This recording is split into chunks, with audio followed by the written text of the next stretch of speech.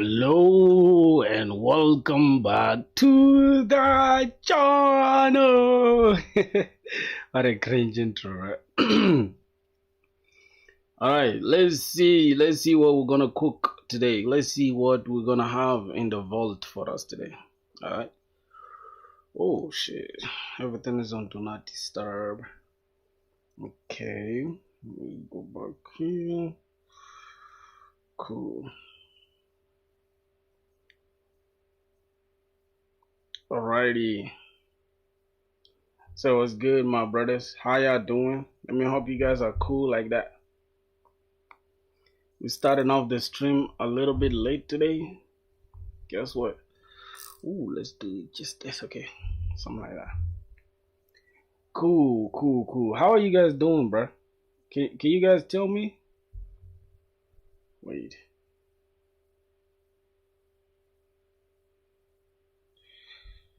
All right. Something like this. Anyways, let's start off the stream on a positive note. I'm just gonna go ahead and just pick this. So as you guys can see, bro, we're learning SpringBoot still, bro. Okay. What's going on? View your channel. Just gonna go ahead and select this, share. Okay. Me and Dre the 4 choppers. Bro, I just pray like this stuff doesn't lag, you know? I pray it doesn't lag. I think it will not lag, but yeah, just for good measures. Okay, let's get it. Yep.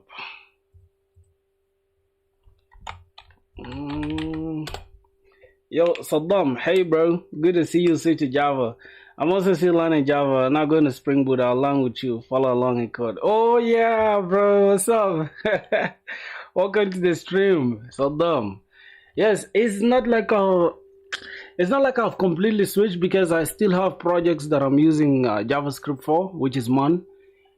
But I want to make it my main language, you get? So it's good to know too, but at the same time, it's good to specialize in something, to like go all in. So I'll go all in on Spring Boot with Java, but at the same time, Monstack will still be part of me. You get it? That's like the first language you learn, so it's hard to really let go. You feel me? But let's see what's gonna happen. How far are you right now? What are you learning currently? You started Spring Boot? All right, let's see. Let me just go ahead and drop this. Oh no, bro, let's go. What's my boy saying? J bro, what did it say? Bro, give me your Discord link if you want a Discord link. The first language is always gonna be the comfort zone, no matter what. I swear to God, that's true. Astro, welcome back to the stream, bro. Me too. I wanna keep JS as a first option, but I still good to know more code base. Yeah, for sure. You're right on that. I feel like, bro, like as far as like every other language is concerned, if you're already coming from the front end, right, it's easier to switch to another language because you've been using JavaScript so long that when you switch to another language, it won't really you won't look as if you're just coming from zero. Because, bro, you know how hard it is if you had started with Java. You are not going to like other languages like that. Yo, if I knew, what's up, my brother? What's good, man? How's everything, broski? I just saw your text, by the way. The stream was good, bro. I wasn't there for all, but the parts I watched it was good. Yeah, my boy. Thanks for that, though. Thanks for that. How far now with this stuff? So far, I only know core Java, but it's good time to learn Spring Boot with you. Yes, sir.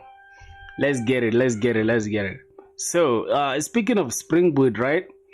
I had that the prerequisites. I want to just ask ChatGPT for a second.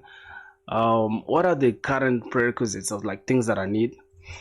Okay, get me like 3 or maybe any prerequisite that I need to know in core Java before I can switch to Spring Boot. But I already like know in OOP, I know the entire OOP, so I don't know if that's enough for me to jump straight into Spring Boot. You know, the fact that I treat Amir Philip was good, bro. Even in my G, how's everything, bro? What's the time in India now? I think it's 9 p.m., bro. Damn. And it's literally 5 p.m. over here, bro. I think no, I think it's 8 p.m. that side for sure. I'm moving, bro. Created like a profile web page just with HTML. You see? Yo, what? I told you, my boy. I told you you're gonna get somewhere. My boy is studying. You studying Core Java? Oh, so far you know Core Java. That's good.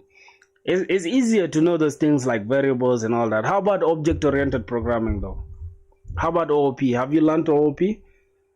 My boy created a profile web page. What's a profile web page? Like a portfolio? Yeah, it's 8:30, bro. Oh, Dizzy Balls was good. Why is your name that, bro? Like, come on. I'm alright, okay. Let's see. OP Chops is, what's this? What the hell is Chops, bro? Do you guys notice that AI be having some funny personality these days? What is Chops, bro?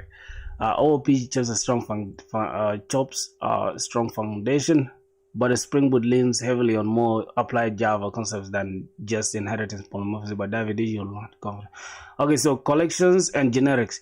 You know what's funny, bro? I actually have no idea in anything. I know generics coming from TypeScript, right? You remember me? Yeah, of course, bro.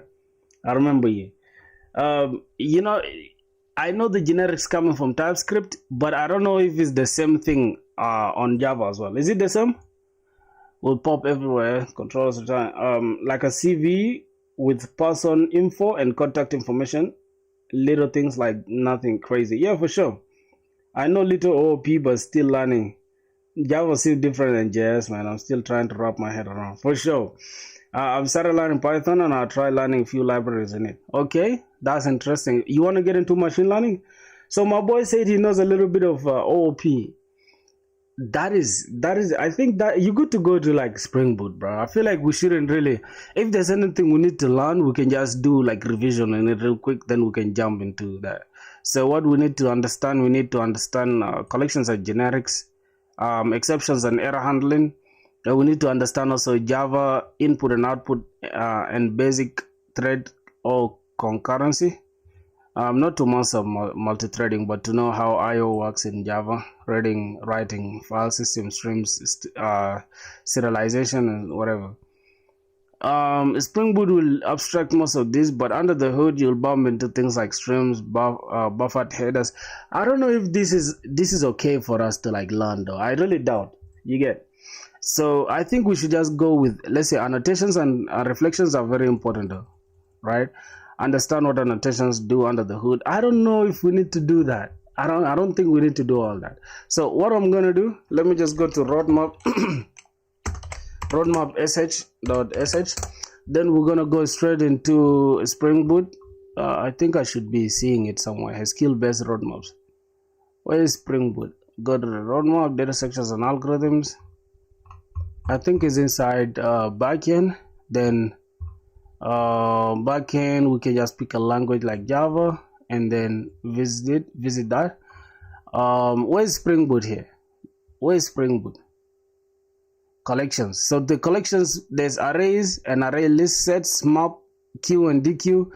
Let's just jump straight into Spring Boot. If there's anything we don't understand, we shall come back. Okay, let's go to a dedicated roadmap for that. So this is a Spring Boot. We start with, I think we already know most of this terminologies and okay, can we try to build like a basic server with Spring Boot? Where should we start? Can we build like a basic REST API? I'll buy a new laptop at the end of the year and soon start streaming with it. I've started learning Python. Oh, you want to start streaming? Okay, let's look at what we need. Dependency injection. Wow, where should I start, bro? So this is the introduction. Oh my god, I don't know where to start now. Where should I start with this? Dependency injection. I think we should start with dependency injection, understanding it, or we don't need it. Oh my god, this is kind of hard right now to use, bro.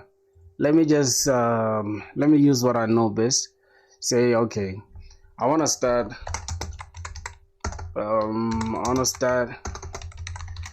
SpringBoot. Now, let's start step by step. All right. Let's see how we're gonna go about it. All right, because using that stuff is kind of confusing, bro. I'm not gonna lie to you. It's kind of confusing, bro. All right. Beginning SpringBoot step by step and setup. Starting with SpringBoot.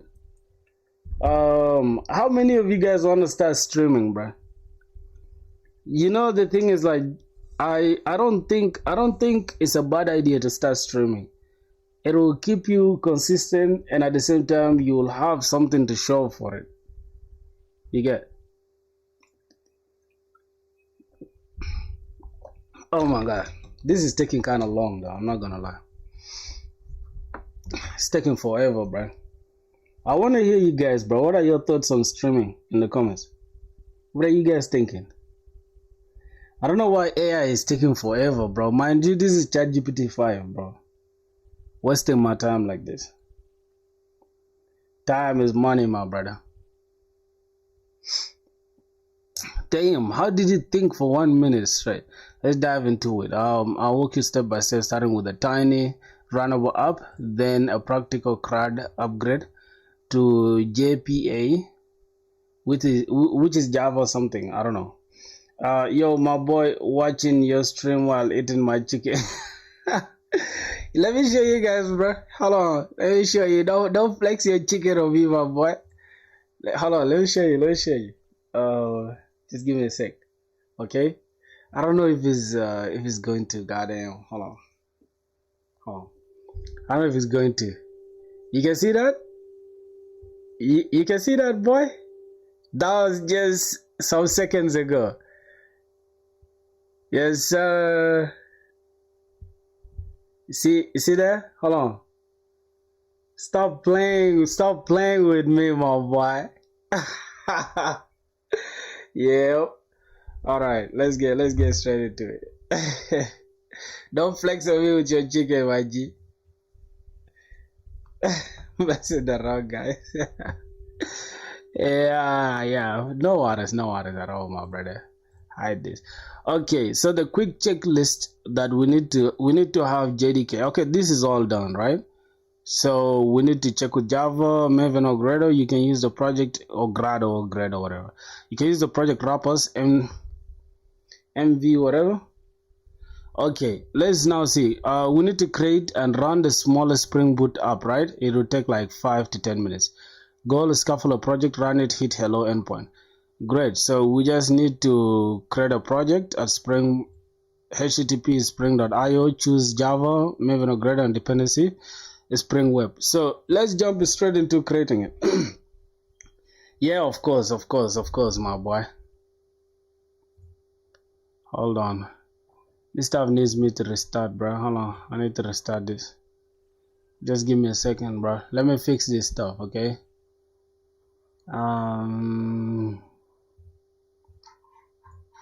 Wait a minute.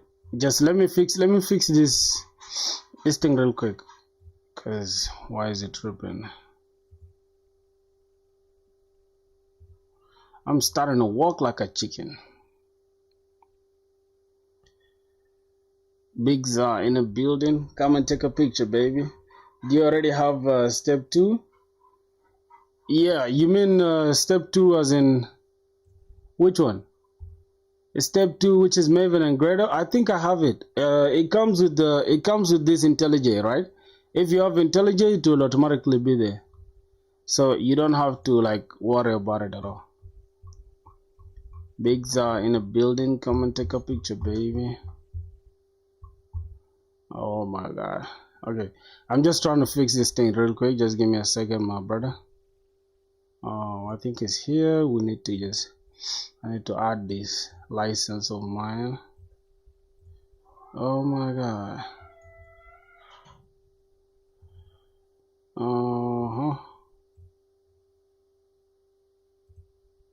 Okay, I see. Nice. Already the Maven then. Oh, you use Maven? Wait, I think we can use, just give me a second. Okay. Damn. Let's go. Not some place there. Yeah. Why is it invalid? Oh my god. What's going on? What's happening here? It's kind of frustrating me. Oh, I need to just copy this. Okay, fine. Let's go. So for you, what do you use for coding? You use VS Code or IntelliJ? This IntelliJ downloads ls and then cd.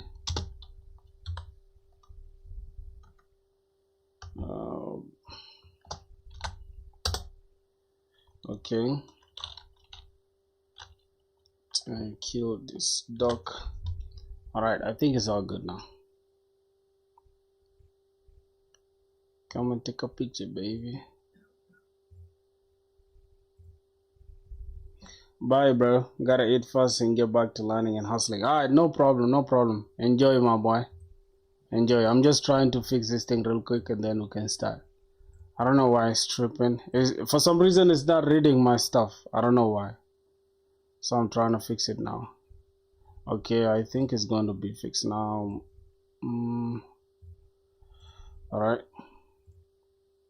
These are the things I was supposed to do before the stream, and I hate that. I hate the inconvenience. Okay, it's cool now. We can load our project. Alright. So let me just turn back this. Good. Hide. Oh my god. Most of the time. Okay. You know, like, I don't know, for some reason this stuff it consumes a lot of RAM. You somehow find a solution to fix it, bro. Bye. Okay, no problem, brother. Enjoy yourself, bro. Enjoy yourself. Okay, so this is our first project. I think we're gonna call it I'm just gonna call it what? First is SpringBoot. Let's say SpringBoot up. Let's go select SpringBoot. Why is this small like this? Okay, so the first app, I think we can call it first app. Idea projects. Okay, we are gonna use Java. We can use language Java, and then this should be Gradle or Groovy. Okay, example first app, and then com.example.firstapp, then Oracle. Which JDK should we use? This 24? Java, should we use Java 25? That's the latest one, boy. Java 25 is the latest one. So let's use the latest one. I'm just gonna click selected version is not supported by the, oh, we need to download the latest Oracle 20 whatever. No. Let's just go to 21, Java 21. Good. What next? This is Spring Boot 6. Okay. Oh, I think that is all. Let's just go ahead and create it. Good. So we have our first plugins not loaded. Enable plugins and restart. Okay, please confirm. Terminate. First app import running console. Let me remove this for a sec. Okay, so boys, we are starting now. We are starting with Spring Boot, my boys.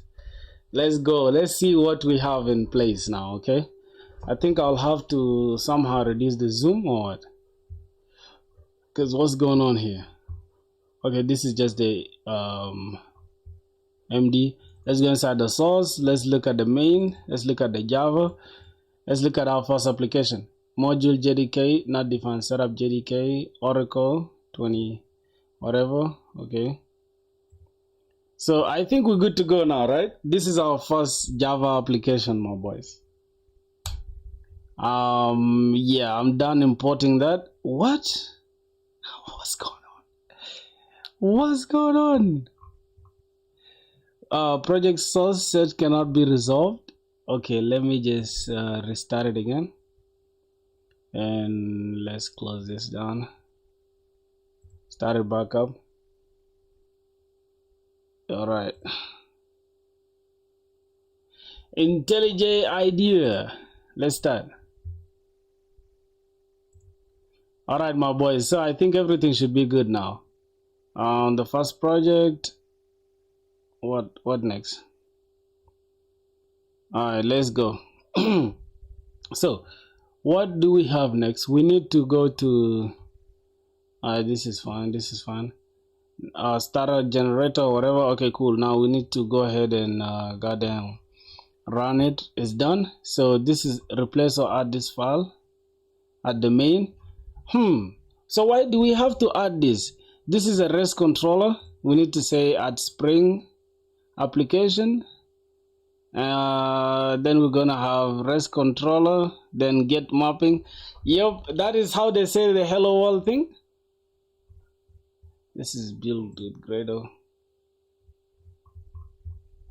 I think we should use Maven, bro. I think we should use Maven, man. I'm kind of confused now. This is super hard to deal with, bro. Remove from recent projects. Okay, let's go ahead and say SpringBoot, Java. Let's use Maven, not Gradle. And demo, Java 21. Go ahead and just select it. All right, let's see now this time how it's gonna go. All right, I think it's good now. If I go to source, src, main, Java. Yes, this is what I'm talking about. This is what I was looking for. That's a whole lot of red. Yeah. So now it's cool. Now it's cool. It's indexing. It's done. So you can see we have a Spring Boot application. Good. I'm just gonna reduce this a little bit. Why is it not reducing? Just like this. Reset this to like 18. Okay, this should be okay. So now, as you guys can see, boys, we have our first Spring Boot application, but I do not understand why there's so many things going on here. Okay, let's try to say REST controller. Oh wait, hold on. Let's first understand what's happening here. So first, there's an annotation called Spring Boot application, and then okay, this is the main part. We don't have to do anything inside the main. It's just running this entire application. So this is Spring application.run. So it's running this demo application.class. It's running this application. So that means anything that we put in this class, it will run under this entire demo application. Good. So this is REST controller. Yo, this is easy as hell, bro. Oh my god, bro. Like if you guys compare this to like using Express, I feel like this is the easiest way to do it, bro. So we need to say, hey, this is a REST controller. I don't know if it has it here. So we need to create a class, right? Public. What's the name of that class? Hold on. Class hello controller. And then inside the hello controller, we can have a constructor called hello. Is this even a constructor? Or it's a method. It's a method called hello. So it's returning a string, and then we return hello Spring Boot. And this is going to be at marking get mapping / hello. All right, let's try it one more time. So we're going to have a class. Let's call this public class hello, something like that. Public class public class hello world. Okay, so this method, this class here is going to have a method, right? And this is going to be public. It's going to return a string. It's going to return a string called hello, and oh my god, hello. And inside this is where we're going to have our first return hello world, and we need to say, hey, get mapping at get mapping. Wait, for some reason I can't get these annotations. Why I can't get the annotations? What do I need to import? I need to import all these ones. I need to import all this. So I need to import the REST controller. All right, let me go ahead and do that. Are they all here? Okay, let me just drop this here, see which one is common. Spring Boot application is already here. The Spring Boot support is already there. Then this is the web version. Oh, boys, we were actually, when we were building this application, we were supposed to add it as a dependency. Yo, you see how I'm learning things now with you guys. So what I understand is that this is missing, right? This dependency is missing. So we can just add this dependency. We need to add this dependency. I don't know if it's there. Searching for this REST controller. Okay, let's go back. Let's go back and create another one now. Just you guys should have to just okay, dependency after here. Oh, we can even use the server. We can use even the server, right? So we can use the server to create that Spring project.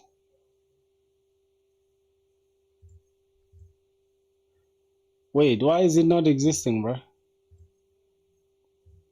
Okay, let's see, Java, and then Maven. Let's create it one more time. So this is where you add the dependencies. So okay, we need the what? We need the Spring web. Okay, we need the web. We need to add the Spring web, and what else? That is it, right? We can go ahead and just create it now. So we're adding the web as the dependency for our application. All right, my bad, boys, my bad. You guys gotta understand. I'm just starting with you guys as well. Do you use IntelliJ Community Edition? Yes, let's go.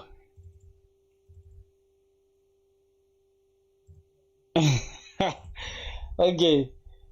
Let's see. Let's try it one more time, my boys. What else? No, bro. Here's the thing. If you go to IntelliJ, they can give you three. They can give you WebStorm.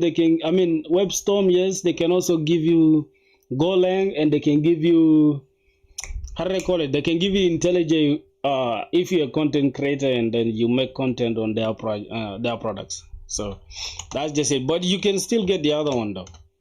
If you want to, there's the community edition. You won't be able to do what I'm doing with this. Okay. Let me just go here and say, hey, get. Wait, I need to create a public. It's a class actually. So let me say public class, and then I'm gonna call this hello world. And then inside the class we can create public hello world, and then inside here we return hello world. Now let's go here and add an annotation called REST controller. Good. Yep, it will import REST controller, and then within here, within this class, we can say get mapping, and then we are mapping this to, let me see, we are mapping this to slash this. So now we've created this, but what's going on here again? Inner class hello may be static, so make it static. Buddies, this is cool, bro. Hello, where is this stuff?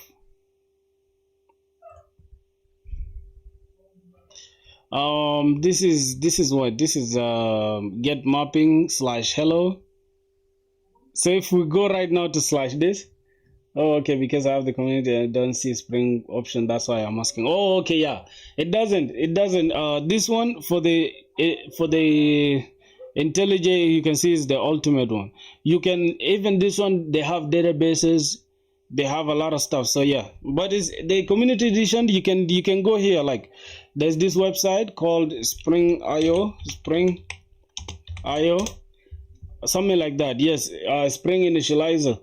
Then you can just come here and do the same exact thing. You go to Groovy. Let's say I pick Groovy or Gradle, but I use Maven. So you just pick Maven with Java, and then you pick the same. Here you just fill the same exact things.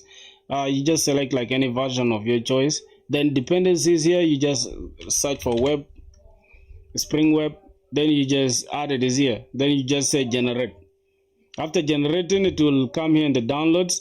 Then you will just unzip this, open this in Finder. Then you just unzip this.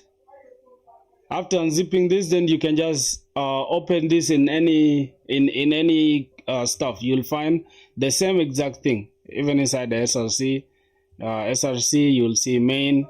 Inside Java, inside COM, you see like the entire thing. It's still the same. Yeah. So just do the same exact thing.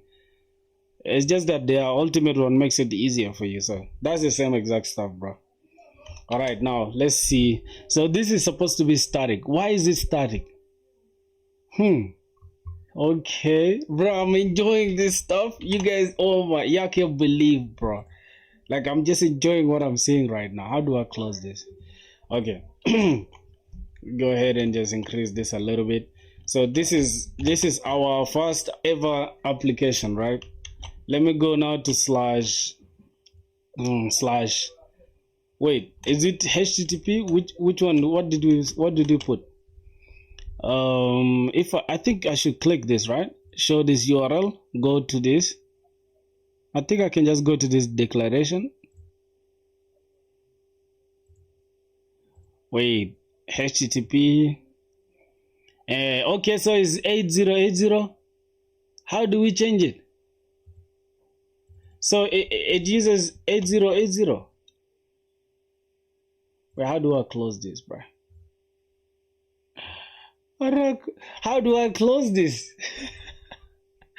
Oh my god. How do I close? Oh, here. Okay. Damn. It's very hard trying to understand something new. So HTTP, let me say 3000, just say localhost 3000. Then I just change this to 8080. 8080. It should give me, oh god, 8080. Why is it not giving me what I'm looking for here? Let's return. Let's go here. Then let's say run this. Oh, it's still the same thing here, right? We can just run this. Oh, there's a problem. There's an issue. Connection refused. Localhost 8080. Boys, if I tell you the way I'm having hardships right now, bro, y'all won't believe me. Okay, let's follow what the AI is saying. So let's follow what the AI is saying. This is going to give us /hello. I need to add /hello there. Then wait a minute. This is class hello controller. Then we have get mapping /hello, public string hello, and this is it.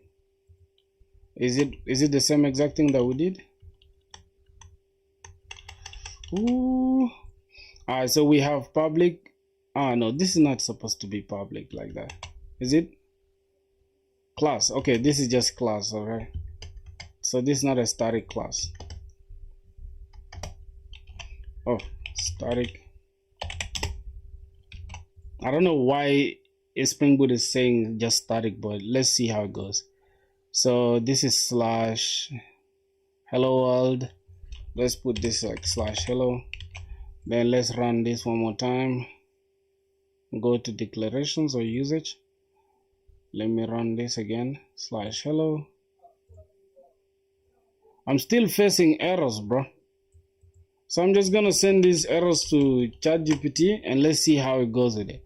But let's understand, for this gonna start simply walk through common gotcha. Bro, what is common gotchas?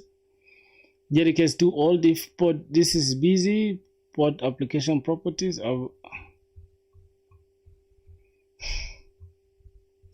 what am I doing? What's even going on here?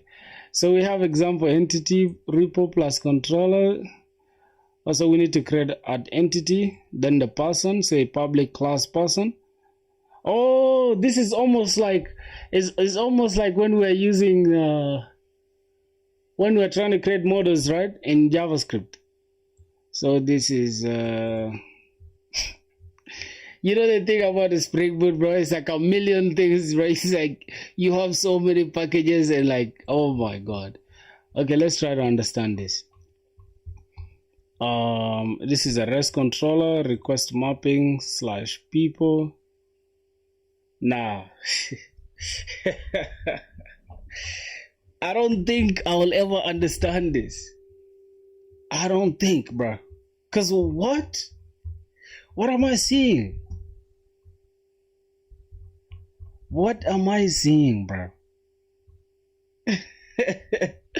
I feel like this AI is confusing me now. So let me go here and say, just started with Spring Boot, okay? Just started with Spring Boot. Can we build a simple to do app, to do backend endpoints? Let's make a CRUD application. Okay, let's build a simple to do app together, right? Oh man, like I don't like this, bro. Why is it giving me 2 goddamn options? Okay, below I'll guide you through this. So many words here, bro. So many words. Also, create this project. We need to select Maven, Java. Okay, this is all done. Dependencies, add this by searching. So we need to search for Spring Web, Spring Data JPA for database, is H2 database. Whoa. This is a lot of things, right? So brother, let's do this together, right? Let's start from here, all of us. So we need this Java, Kotlin, we need Java, Maven, and we need to add dependencies. Let's say web, Spring Web. Let's go back. Spring Web, then what else? We need to add data JPA as well. Data JPA. Okay. What else? We need database, H2 database. So we're gonna look for H2 database. H2 database. Okay, it's an SQL database. Then we're gonna look for Spring Boot Dev Tools. Okay. Spring Boot. Let's look for Dev Tools. I think these dependencies are enough, right? Then we can just call this to do. What's the name of the application? We are calling it example. Then the artifact is to do API. To do API. Okay. I just want to follow this step by step so I don't get confused, okay? To do API. I think this should be okay. Demo, whatever. Alright, this is a simple CRUD. Okay, that's okay. I think the rest is okay. We can pick 17 or 21. Then the dependency is done. Then we'll click generate. Then that is it. So let's go ahead and just select generate. And we get our application, right? So get this show and finder. Then go ahead and then open this inside IntelliJ. So I'm just gonna close this down.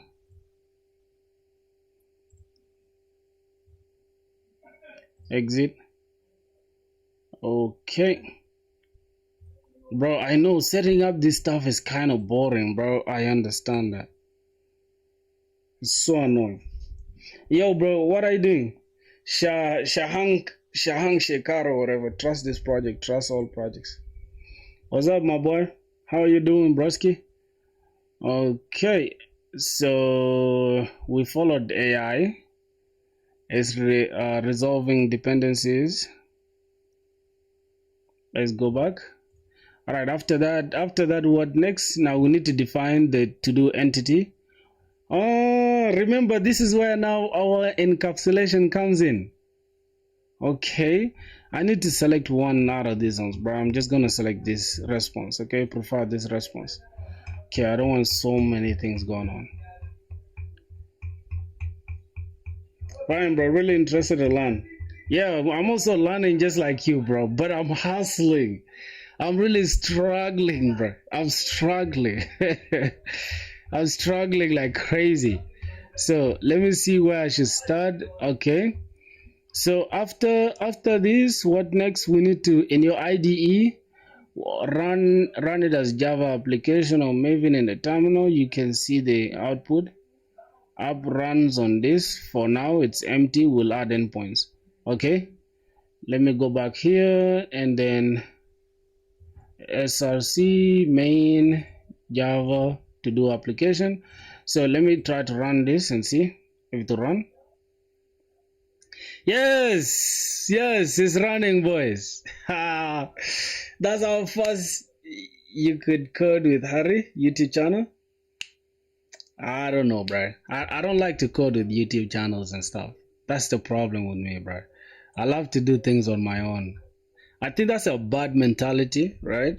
But I like the trial and error kind of stuff. I like to fail. I like to try and fail. So Tomcat started on port 8080. Okay. So that means it's running, right? What is Tomcat, first of all? What are all these things? Okay, so this is the JPA, which is the entity manager. Then we have Spring. Everything here is just OOP, bro. It's crazy. Which laptop do you have? MacBook M1, bro. I have M1. I have M1, bro. Okay, let's go back now and see.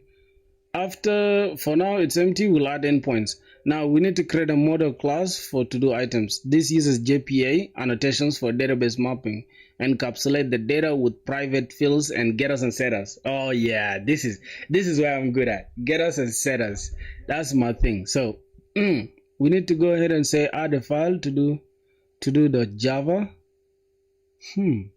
So we need to add another to do.java. Then we need to go ahead and add this entity. Mark this as JPA entity, table in the database. Also, the entity represents a table in the database. Entity, then add table name is equal to to-dos. So the table name for that, the table name is to-dos. Then we have a class called to-do. Okay, to-do.java, add a file to-do.java, or we just create a class called to-do, right? Rather than file to-do.java or whatever. Let's just inside here, inside this example, we need to create a new class called to-do, right?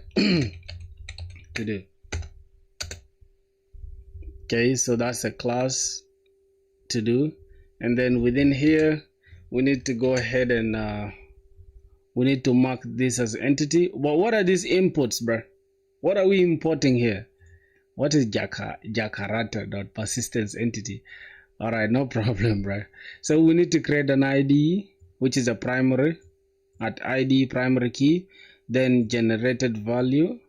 Strategy is equal to generation type.identity. Oh, this is auto increment. Then we need a private long ID, then private string. Okay, so we need ID, title, description, and completed as Boolean. Let's just go ahead and do that real quick. Private, we need an ID, right? Private long ID. Okay, private string title, description. What else? We need description and completed. Private string title, we need description and a Boolean as well. So private Boolean done, or we can just call this as completed. All right, let's go ahead and do that. After that, we need a default constructor called public to do, which is a default constructor required by JPA. Okay, I kind of understand now. You get, this is why we were doing the encapsulation thing yesterday. So this is the same exact name, public to do. Then we can just keep it like this, default constructor.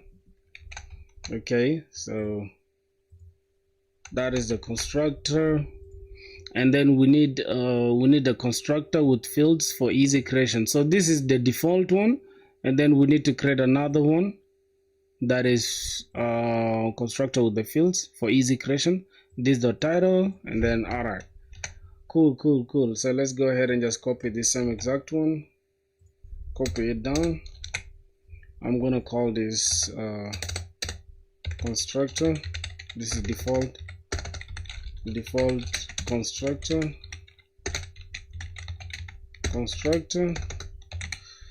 And then this is the constructor with fields. Constructor with fields. All right, now what are the fields? We need to introduce that string. The first one is long, right? Long ID. And then what else? We need to just throw this and good. We say this dot ID is equals to ID, this dot title, this dot description, and then this dot completed is equals to completed. So we're kind of good. We're good to go now. So what are these? These are fine. It's already final. It's assigned, but it's never used. All right.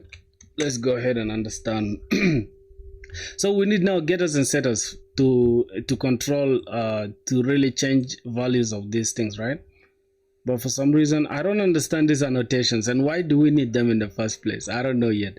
So we need getters and setters for encapsulation. We need to return the ID, then we can set the ID. We get the title, we set the title, get the description, we set the description, get the boolean, and we can set the boolean. And then we have to string for debugging optional. We need to debug just like that. All right, so that is basically encapsulation, bro. As you can see, we're still using OOP now, right? So we need to create getters and setters for the constructors or for the fields or attributes, right? Attributes. All right, now let's create the first getter. Public. We return the ID. We get the ID. Return the ID. Public long get ID. Then I want to keep the thing consistent. So we are returning public.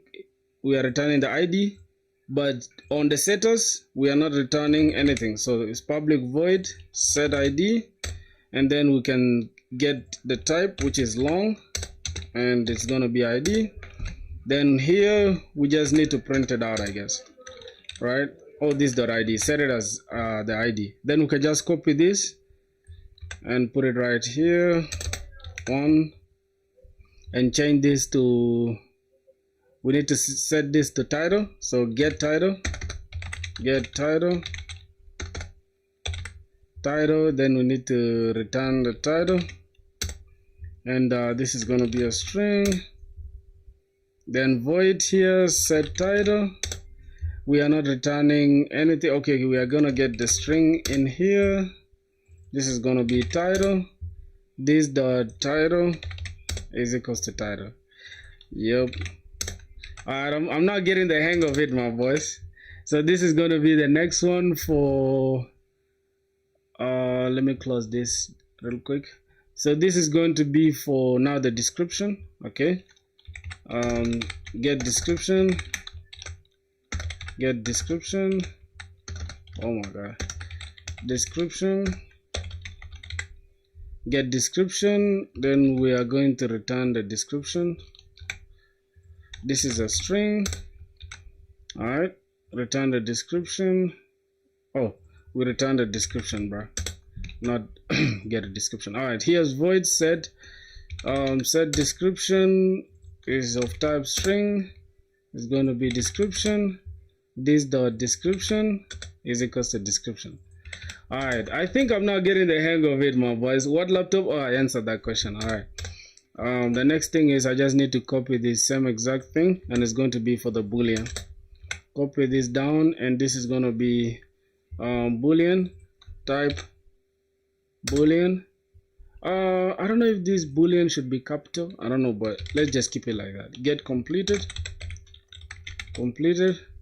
then return completed. All right, here void, we are not returning anything, so it's going to be of setting completed. Type is boolean. It's going to be completed. This dot completed is equals to completed. Oh my god.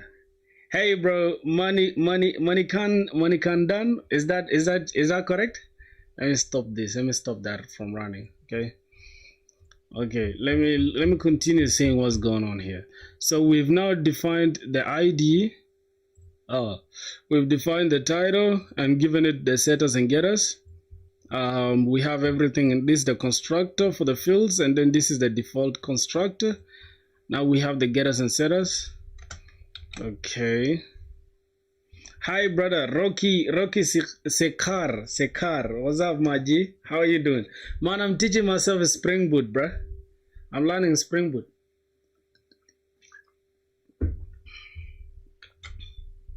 I'm learning Spring Boot, bruh. What are you guys learning? So we need to create public method to debug, right? So we can just call this public string to string, just so we can debug this, and we need to just print this out. What are we printing? We need to print the value return. Okay, public string to string, then we need to return this. Okay, let me go ahead and return that.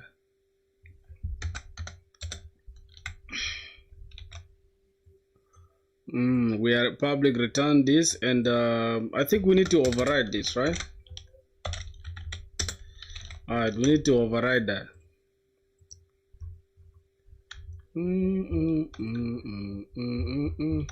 Yep. So this is for debugging purposes, which is cool. So in case we need to debug this thing later, say for debugging. How are you doing, bro? What are you learning? What are you learning? What are you teaching yourself? Okay, that is okay. That is okay. That is okay. What else? Now after, why this encapsulates data, private fields, public accesses, JPA handles persistence. Also, in order for JPA to handle persistence, we need to create all these random things. Entity, we need to get the generated value, then the generation type, we need to get the ID, we need to get the table. React plus Spring, bro. Woo, that's a crazy combination. Okay, let's get the entity of at ID, and then we'll get the generated value to auto increment the ID, right? So we are auto incrementing this ID by saying at generated value strategy is equals to generation dot identity. Okay, so first we need to give it at entity annotation. This marks this as a JPA entity table in the database. Nice. I'm able to run my first hello while Spring Boot is running. my dog. Yo, Vetish was good, broski. Bro, are you guys all doing Java? Or I'm mistaken, bro? Because all of a sudden I'm seeing so many people doing Java in the comments. I'm happy for you guys, bro. Y'all gotta change, man. Y'all gotta switch up a little bit. Leave this random people doing. Let's pick this at entity. Okay. Then I need to import the ID. I need to come here and say at ID. Then I need to get the generated value, and then inside the generated value I need to say generated. Hold on, is it generated or generator? I need to say strategy is equals to generation type dot identity. Okay, so we need a strategy is equals to generation type dot identity. Okay, so this is to just auto increment for auto incrementing the ID. Okay. What else? Which other entity again? So we need to now call the table. We say at annotation table name is equals to to-dos. So the table name should be to-dos in our database. All right. So inside here we need a table, and then we should give the table. Say here table or name. Name should be to-dos. Okay. Why is it this? What's going on here? Cannot resolve the table to-dos. Huh? Why? Why do we have an error there? Name to-dos. It's the same thing I did, right? Am I missing something? Oh, am I missing something? This is required. Okay, encapsulated field. Wait, am I missing something, boy? Think I have everything set, right? Why is this not showing anything? Let's go back and see. Is there anything I'm missing, my boys? To-dos. Class name and table name should be the same. Oh, this should be the same as that. Okay. To do? Really? Are you sure? I doubt if this is an error though. I highly doubt if this is an error. Let me see. Replace. I think these to-dos, let me say create data source. No, let's continue. Let's continue. Perhaps there's something we're missing. So this is what? Show entity attributes. Let's just continue. Perhaps there's something we're missing, but we shall find out. Repositories, abstract. Oh God. So repositories, abstract database operations, Spring Data JPA. Oh, now this is abstraction. And this is what I love from AI, bro.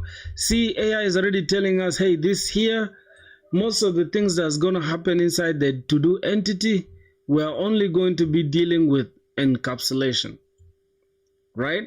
And then now, after we go to this part of creating the repository, this is where we need abstraction, which is a very cool way to learn, bro. So now inside the repositories, we're going to say abstract database operations. We're going to need the Spring Data JPA. A Spring Data JPA provides an interface we extend.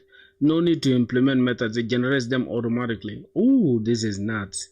Okay, so if we just say add repository, then it imports most of the things here. All right, marks as a Spring Bean abstraction layer. Okay, so public interface to do repository extends JPA repository, taking the to do, and then it takes long as well. Type to do and type long. Now we inherit the CRUD methods: find all, find by ID, save, delete by ID. Yo, there is no need to write more unless custom queries. Oh my. I'm going with SpringBoot from now on, boys. You guys will never catch me again doing anything other than SpringBoot. What? What did I just read, bro? Okay. So we need to create a new repository. Create a repository. What's the name of the repository? Add a file, to do repository.java. So we need a class called to do repository. I'm just gonna go ahead and copy this name, to do repository. Then we're gonna create a new class here. We're just gonna call this this, and then it extends. What are we extending? We're extending Spring Data JPA. Wait, JPA. What are we extending? Oh, JPA repository, right? JPA repository. Okay, we are extending JPA repository, which is part of abstraction. JPA. With JPA repository, then it's going to take different types. It's going to take the to do as a type, and then it's going to also take long as well, right? Cool. Now here we need to mark this. As you can see, we have an error. To do repository must either be declared as abstract or implement abstract method, right? So we need to just come here and then we abstract this as a repository, right? Repository. Boom. And then, yeah, that error will disappear. Hold on. Repository. And that is it, right? So, oh, you're able to run that. Okay. Wow. Okay. I think that is it. What else? That's literally it. Except we have some error here rather than extends to public interface. Oh, we needed to create this as an interface, not a class. Okay. My bad. That should have been so a repository. If we are extending something and we are taking types inside here, it should be an interface. Okay. Let's continue. Why this abstraction? We define what interface without how JPA implements it. Ties to OOP by using inheritance extends JPA repository. You see that? Oh my god, I think I did the best choice to start with OOP first. Now we need to create the service layer, OOP, encapsulation, and separation of concerns. You see that? You see what AI is doing, my boys? Okay, enough yapping. Let's say services handle business logic. Keeping it simple, just delegate to repository. This encapsulates logic away from controllers. So we started by creating the entity. So we created the entity. After creating the entity, we created a repository. Repositories abstract database operations. The Spring Data JPA provides an interface we extend. No need to implement the methods. It generates them automatically. So yeah, here we add an interface with the repository annotation, and then we create an interface called to do repository. Then it extends the JPA this repository, taking the to do that we created, this to do, like everything within here, and also the type long as well. And this inherits all the CRUD methods: find all, find by ID, save and delete by ID. And then no need to write more unless custom queries. Okay, then abstraction, we define the interface without how the JPA implements it. All right, now we need to create the service layer. Now services handle business logic. Keeping it simple, just delegate to the repository. This encapsulates the logic away from the controllers. All right, now we need to create this to do service, right? Let's go ahead and create a to-do service. I'm just gonna go ahead and select this exact name, to-do service. Oh man, we are learning a lot, bro. We are learning a lot, my boys. Okay, let's pick that as a to-do service, and then we annotate this with the service. Okay, so it just imports this. It imports that. All right. Now let's see what else. What is the implementation here? Now this is where we're going to have marked this as a Spring Bean. Okay. Now auto wired dependency injection. So this is dependency injection. Private to do repository is private to do repository of type to do repository. We need to define that as a service. Now this is where we're going to say get all to do's. Public list to do, get all to do's. Also it returns a list, right, of type to do, get all to do's. Now return to do repository dot find all. Then get to do by ID, public, optional to do this. Or why is it called optional? I don't know, I have no idea. Okay, type, and then we need to create it. This is how we create it to do. So this is where we are defining the CRUD applications, right? Updated to do, we need to update it to do. We take the type long to do, updated to do, optional, existing to do, repository. We need to find the existing to do first, and then if that is true, existing to do dot is present, then go ahead and say update this to do. Bro, why is this a little bit complicated? This was enjoyable, but now I'm feeling some complications, right? Okay, we need to say auto wired. Auto wired. I don't know what auto wired means, right? So let's see, let's understand what's going on here. Failed injection is not recommended. I don't know what that means, but it is what it is. Damn, can somebody just help me understand like the reason why Java is somehow complicated but easy at the same time? So we have a private repository, so we need to create get all to do's. Get to do by ID, then we need to create to do, just like that. Public to do, create to do, type to do, it takes to do, and then we return repository.save. So we just say to do repository.find all, to do repository.find by ID, to do repository by .save, and then we put ID. All right, now let's say CRUD applications, CRUD operations. CRUD operations. Now this is where we're going to have get all to do's, right? It's getting a little bit hard now. I think it's well done for today. That's a really good start. For real, bro. It's getting a little bit hard, but yeah, I'm understanding what's going on. So let's keep going. Let's keep going for a minute. Public void type to do. Right? Oh, it's actually a list, right? If I'm not mistaken. Is it a list? Yep, it's a list. It returns a text type of to do, which is everything that we have. It's not actually the type. It is whatever that we have here inside this to do. So we're going to go here and say a list, a text to do as a type. Then here we need to give it a name by find all. Okay, find all to do's or whatever. Just like find all or get all to do's, I think. Yep. Get all to do's. And we take this. Alright, then here we need to return to do repository, dot find all. Right, so that means we've what's going on here, import, we need to import this class. Alright, that should do it. Then we need to also now get it to do by ID. It took me many days to run my first Node.js app. Compared to that, this is easy. Yeah, for sure, man, for sure. So get a to do by ID. What's going on there? Get a to do by ID. Then we need to create public. I think this one is not going to be a list, right? Yeah, this is optional. So this is optional. Starts with capital. Optional.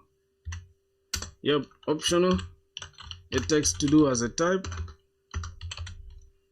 And then say get to do. Get to do by ID. Or we can just say get to do.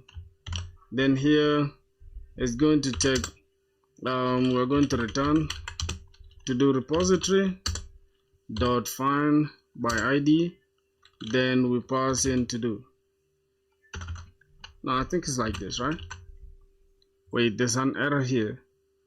Find by ID, then the ID is the to do. Oh, we need to pass the ID here for sure. We need to pass the ID of type to do, and then we just say ID.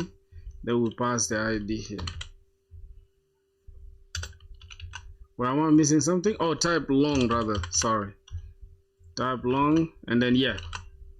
Then I say, yo, bro, how you doing, broski? Let me hope you're cool, man. What are we missing now? Find by ID, cool.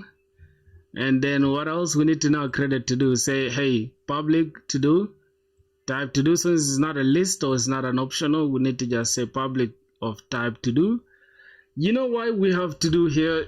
I don't know if you guys are understanding that this is the types that we created here. So it's taking everything that is here. It's taking the long, the string, whatever, everything that's here, and then we are passing it inside it, right?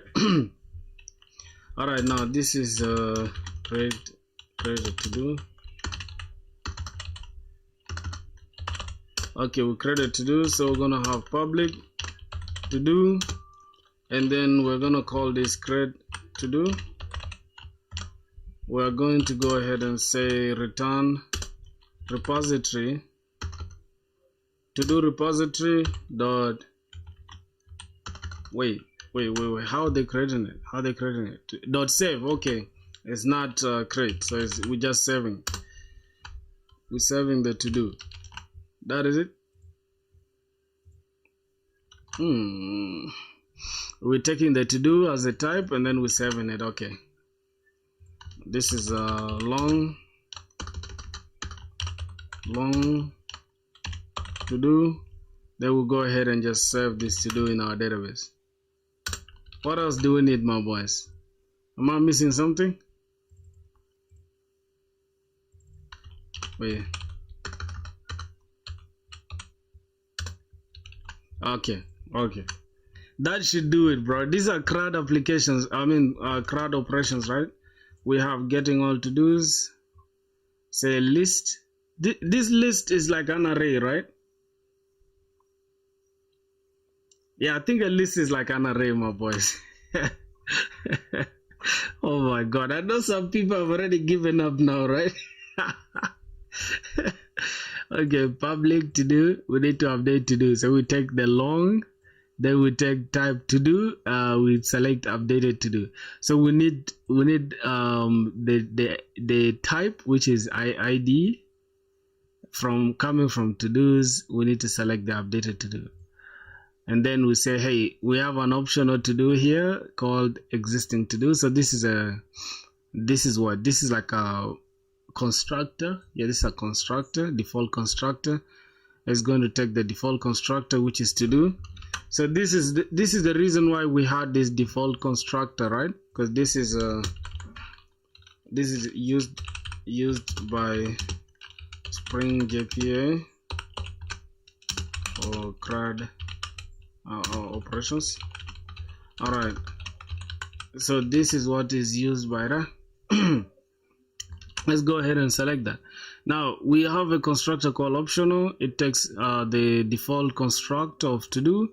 Then we have the existing to do, and then is equals to to do repository dot find. Now what is actually the to do repository? This is actually auto wiring. This is dependency injection, right? And that's something I have no idea in, but now I'm learning at least. So optional, I guess by tomorrow, tomorrow we shall be at least somehow we can build our own endpoints, right? But yeah, that is let's see. Existing to do, we take the to do repository, say dot find by ID, and then if existing to do is present, go ahead and say, hey, to do updated, to do what? To do update? What the hell is that? To do update is equal to existing to do dot get. Oh, we need to get the updated to do, right? Then to do dot set title is update to do dot get title, and then to do update or to do update. Oh my god, what am I reading, bruh? This is to do to update. Oh, the to do to be updated. Okay. So in order for us to update something, right? Let me show you guys the same exact thing using this. Let me just show you guys, okay? This is JavaScript. Let's go inside the controllers here. Let's go inside the to-do controller, okay? Because I already built this in JavaScript first. I want to show you guys the entire thing in JavaScript and then compare like which one is easier or simpler, okay? Now this is, remember here we are using ORM, right? Which is an object relational mapper. This is an ORM. Now let's go to updating to do here. You can see. So first we have try catch. We are taking the to do ID from the request parameters. Then if the to do ID, if there is no to do ID, then say to do is missing. Or else then destructure the request body and then take this title, description and status from the request body, and then check again if you have the title. I mean, if you don't have the title, then say, hey, title is required. Now this is where the magic happens. Const to do is equals to await prisma.todo.update. So this is where we're updating something. So that means check for the existing to do here. And then, I mean, check for the to do with the ID. I was supposed to look for the existing to do. Something like this. Const to do is equals to await. Or I could even say to do's, right? Is equals, or I could just call this existing to do is equals to await prisma dot to do dot find. I could say something like that, right? Dot find, I don't know, find unique. Yes, I need to find unique, and then we're going to have where the ID is the same as the to do ID, right? Something like that. So after looking for the existing to do, we can say something like if there is an existing to do, right? If we don't have existing to do, then go ahead and create the stuff, right? So this is the exact thing that we were doing, but we are doing it differently now here. So here, look at just this line of code. Only one simple line of code to get the ID, and then we have this to just check and throw in case we have an exception. What a wonderful language and framework. And so here we don't need to install anything like from outside. We don't need an ORM. JPA does everything. JPA is going to act as the ORM as well. Oh my God. This is cool, bro. So let's go ahead and create it. So we need the to-do, optional to-do, existing to-do repository .find by ID. All right, let me remove this stupid JavaScript here. Okay. Return this, and this is creating to-do. Let's go ahead here and say update to-do. Update to-do, or update or to-do, something like that.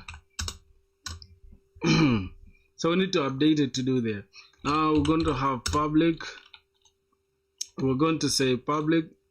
What are we going to call it? Optional list or whatever. Oh my God. Okay, this should be like that. Good. So we're going to have public. We're going to take to do. That is the default constructor. We're going to give it a name. And then we are going to have, this is the type. Type is coming from the default constructor. Then we can give it a name. This is actually a constructor itself. So we need to create constructors everywhere, right? So we're going to take the long, which is type ID. Then we're going to say to do. And then we are going to create something called updated to do, right? In order to use this type. All right, that makes sense. Let's go ahead and do that. So we're going to take the default constructor. Then we're going to say updated. We're going to give it a name, updated to do. Update to do. Update to do is going to take two tabs. We're going to have long ID, and then we're going to have to do. Then here we're going to have updated to do. Okay, updated to do. Good. Then here we can have an optional. I don't understand what that optional is. I need to check existing. To check the existing to do is equals to.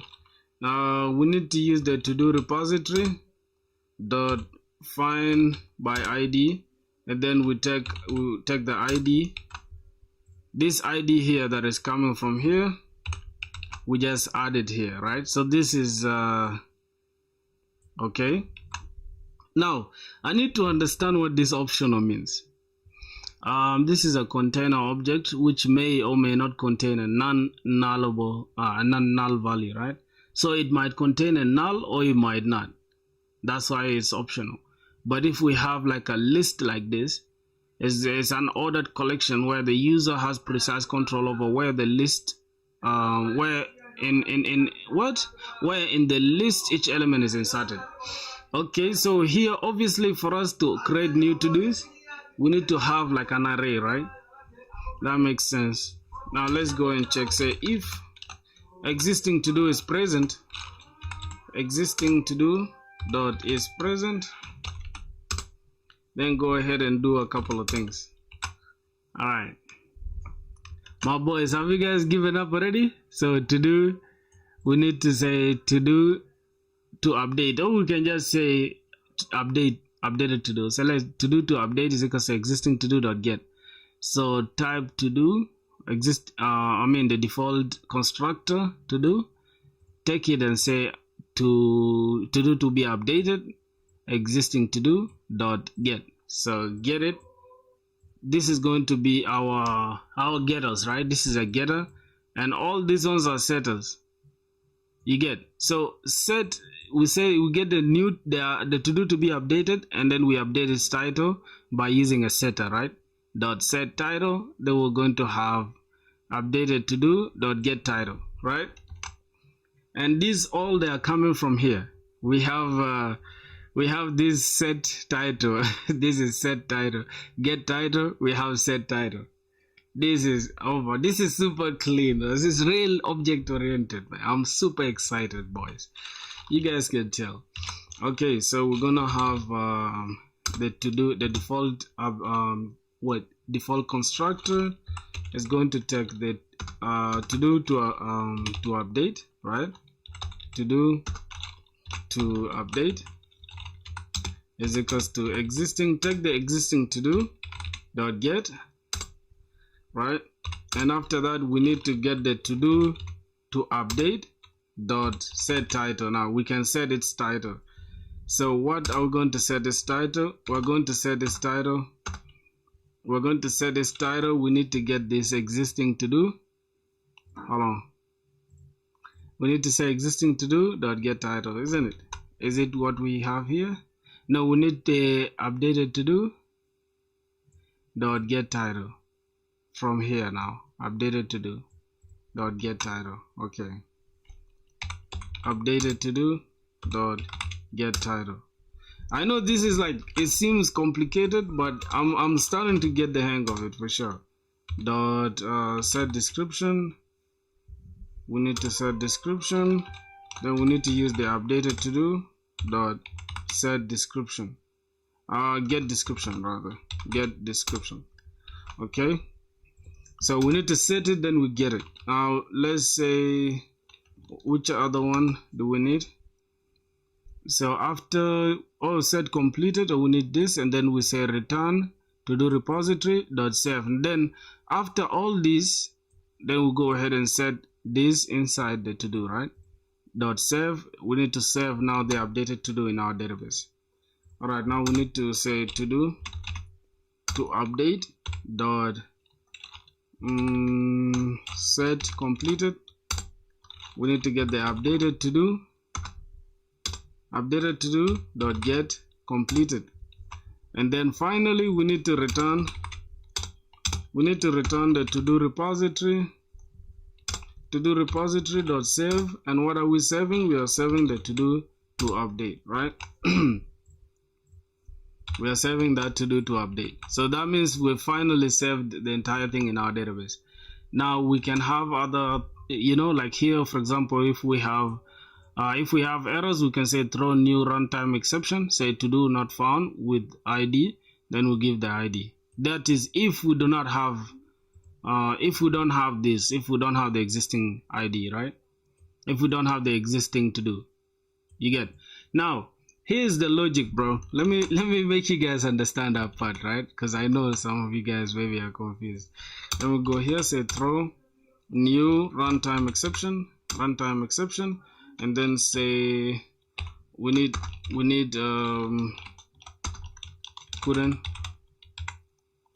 couldn't find the to do with that ID. Couldn't find the to do with that ID. Then we'll go ahead and just showcase that ID. All right, now what this code is doing, right? We are checking for the existing to do inside this to do. Okay, we are checking for the existing to do inside this to do using the ID. You get.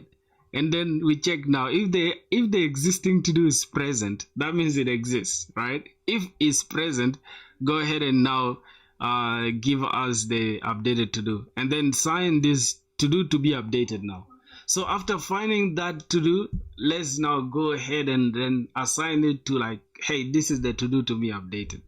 And then we perform the setting the title, then we get the title, setting the description, we get the description, setting the completed, we get the completed, and finally we return this to do repository, and then we save it inside our database. I think that should make sense now.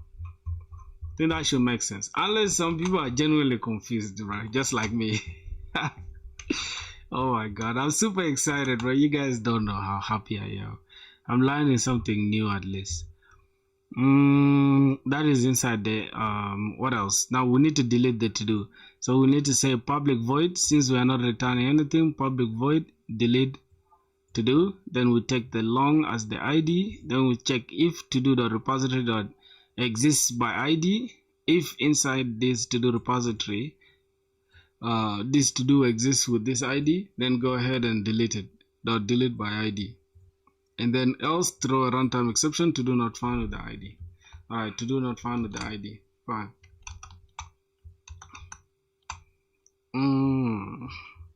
We can make this easier by saying to do not found by ID. To do not found. Right? To do not found with ID. To do not found with ID. Now let's go ahead and create the last one, which is going to be delete to do. Delete a to do. Okay. Now how do we delete a to do? We need to say public void, since we are not returning anything, call this delete to do. Delete to do. Then we take type long. Type ID, which is ID of type long. Then now we have a if statement to check, right? If the to do repository dot exists by ID, then we pass that ID in, right? If that to do exists by that ID, then go ahead and get the to do repository dot delete by ID, then we pass that ID. Yep. So this will delete it, or else go ahead and throw a runtime exception, new runtime exception, and then the runtime exception will be to do not found with ID. Then we just annotate the ID, to do not found with ID. This should be inside the else block.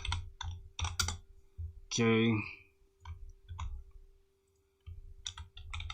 Yep, I think that should do it now, my boys. Wow. So first off, we have oh god, I know how confusing this can get, right? So first off, we have goddamn to do, right? We have this to do that has all our types. We have all our types here. This is the ID, the title, the description, the completed. Hi, Carla, was good, my brother. Welcome back to the stream, man. And then after that, we have a default we have a constructor with all the fields, but here we have a default constructor. Let's go back here. Okay, notice how we have a problem here. I'm looking very happy because today I'm doing Java. I'm doing Spring Boot finally today, bro. I finally just hit the nail on the head. Let's see. Why this encapsulates business rules, error handling, user dependency injection for loose coupling. Now create the controller REST endpoints. Controllers HTTP requests and controllers handle HTTP requests and return JSON responses. Use REST controller for REST. Now create a package. We need to create a package com.this.controller. So we need to create a to-do controller. Okay. We need to create a to-do controller. Let's go back here. Inside this, we need to create a new controller to call this to-do controller. To-do controller. Okay, we have the to-do controller. Then we need to just say annotate this with like a REST controller. Okay, this is a REST controller. What else? We're going to have request mapping / to-dos. Oh, this is going to be the best path for all the endpoints. Soon about to hit 1K. I don't know if guys are subscribing, bro. I don't know. I have no idea. But yeah, hopefully so. We shall be there soon, bro. We shall be there soon. No worries, my boy. Request mapping. Okay, so we have a REST controller and request mapping. Then what else? We need inside the request mapping, we need to give the base path, right? We need to pass the base path, and it's going to be /todos. Okay, that's the base path. What else? We need to call this as auto wired, right? So we need to auto wire the to-do service of type to-do service. To-do service of type to-do service. So everything that is inside the to-do service, go ahead and auto wire it. All right. Then get all to dos. We're going to put here get mapping. We're going to have a list of type to do. Get all to dos. Return to do service dot get all to dos. Also, that means we are returning everything that is inside the to do service, right? Let's go to the to do service. Let me close this down. So everything that is inside this to do service, that's what we are going to be returning from here. Last stream is about to hit 1K views. Yes, bro. I don't know how. I'm even confused, bro. I don't know how the yesterday's stream was super loved by people like that. I have no idea, bro. People really loved it though, but it is what it is. I appreciate all the support, my brothers, because we putting in work, you know, bro. Like, who's not gonna appreciate the work, bro? You get to do service of type, to do service, okay, private to do service. Then we go ahead and just say, hey, this get mapping, and we are mapping this controller public. We are returning type to do. No, we are returning a list actually. List of type to do. Oh, we need to import the list though, right? So I need to put list and then import it like this. All right, and then the list is going to take to do as a type, and then I'm going to say get all to dos. So this is a controller though. Then we're going to say return. We're going to return to do service dot get all to dos, right? So whatever that is inside the to do service here, like for example get all to dos, that's what we are going to use here in the controller. Okay, and it's going to be, what are we mapping it? We are mapping it to slash something slash to dos, right? Or this is going to be by default just the way it is, and then we are going to pass the ID here, right? So get to do by ID, we're going to say public. Oh my god, we're going to say here response entity. So what response entity, I don't know what that means, but it's okay. Response entity is going to take the to do, which is the default constructor, get to do by ID, then at path variable take the ID as the long, ID of type long, right? This long is almost like what? It's almost like int, right? Almost like big int. Then we're going to return to do service dot get to do by ID, and then we're going to map to do. Well, we're going to map through all this stuff. Say map to do, and return the response entity dot okay, and then if the status is okay, then go ahead and pass the to do to it. Okay. Or else response entity dot not found, and then dot build. I don't understand what's going on here. Actually, the only part that I get is like, okay, almost like, hey, go ahead and take this from the request parameters. Almost, right? If we can be generous, this is what it means, right? Let me go to get in to do by ID. So here we say, hey, go ahead and get the ID from the request parameters, and then go ahead and check if the ID exists. I already did that. And then find unique where the ID is the same as that, but don't forget us when you become famous. Nah, bro, come on, bro. Stop saying that, man. I'm never gonna, like, come on, bro. That's not me, bro. And even how we gonna get famous? I don't know, right? Because that's not my goal, man. My goal is to just have fun and just learn to code, bro. That's it. I would rather get money than worry about fame, bro, for sure. Alright, let's say public. Lord have mercy. What am I looking at? There's a lot you're looking at, bro. It's a lot. Bro, we are doing too much right now, dog. Like, the things that we're doing is insane, bro. Alright, let's go back to the controller. It's public response entity. So response entity is going to take our type of our default constructor and get to do by ID. And then we're going to take the path variable, which is the request parameter, right? At annotation path variable, then it's going to take the type long ID, and then we need to return what are we returning? Response entity, not the controller. Response entity dot okay, right? We need to check if the response. What are you saying? Why are you learning Java and Spring Boot? Wasn't JS or TS enough? No, it's not, bro. At all, it's not enough, bro. We need to get money, dog.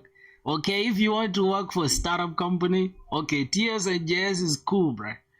But we need to get this money. We need to get a good job, bro. We need to stand out. That's why.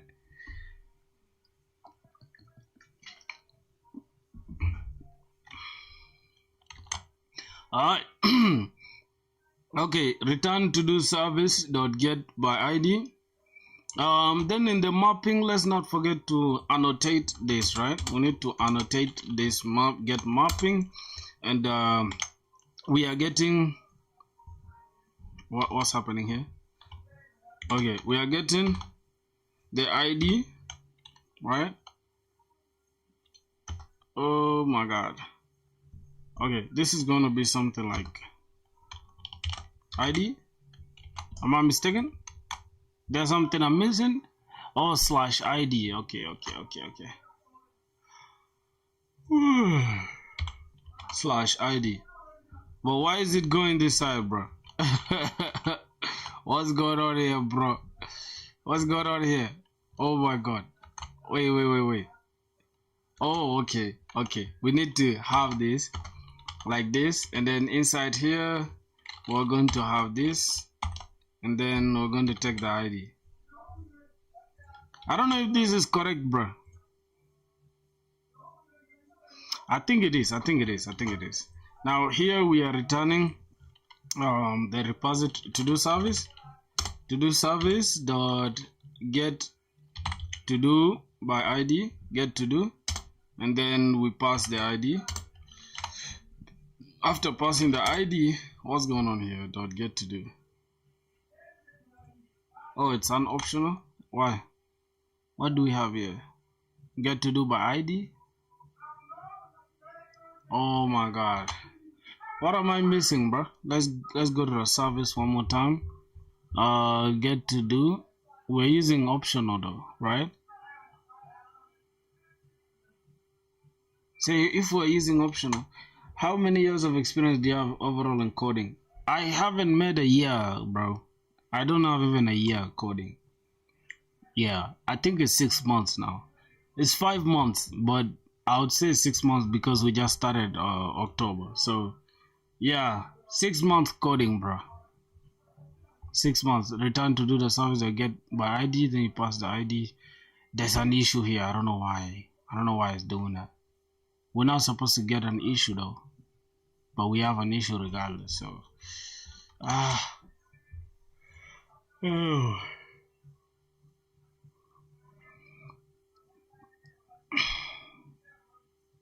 make get to do by ID return.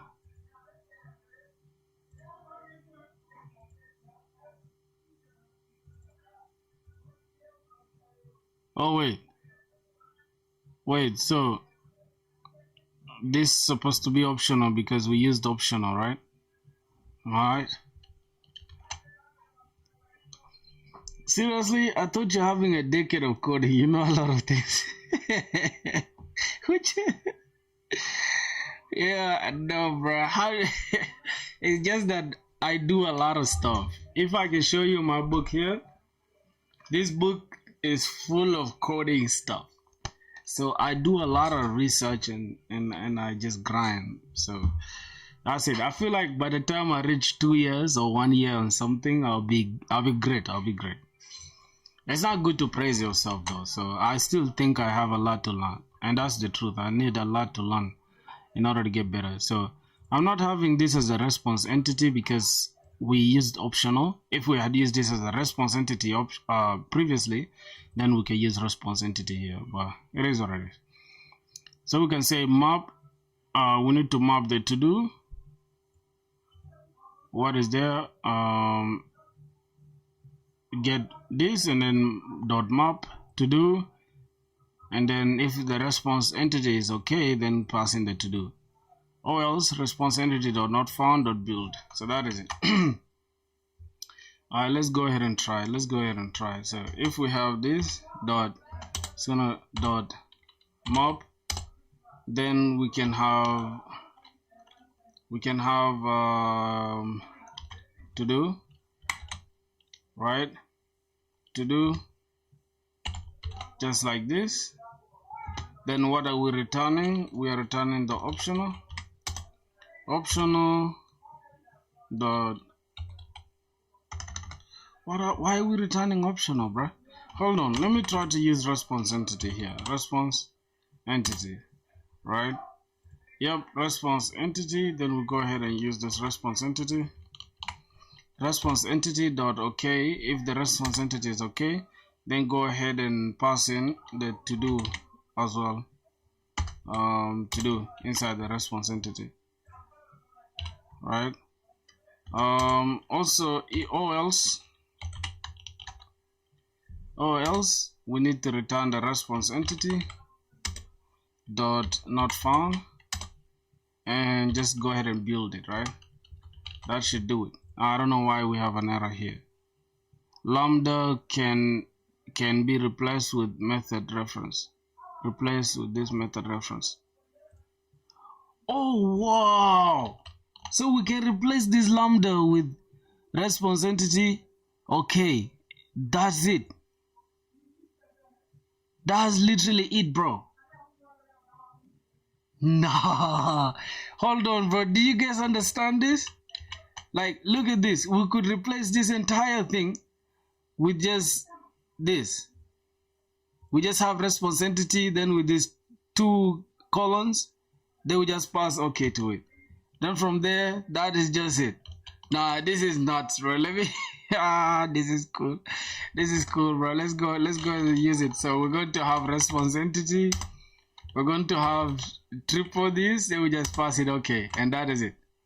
Oh my god.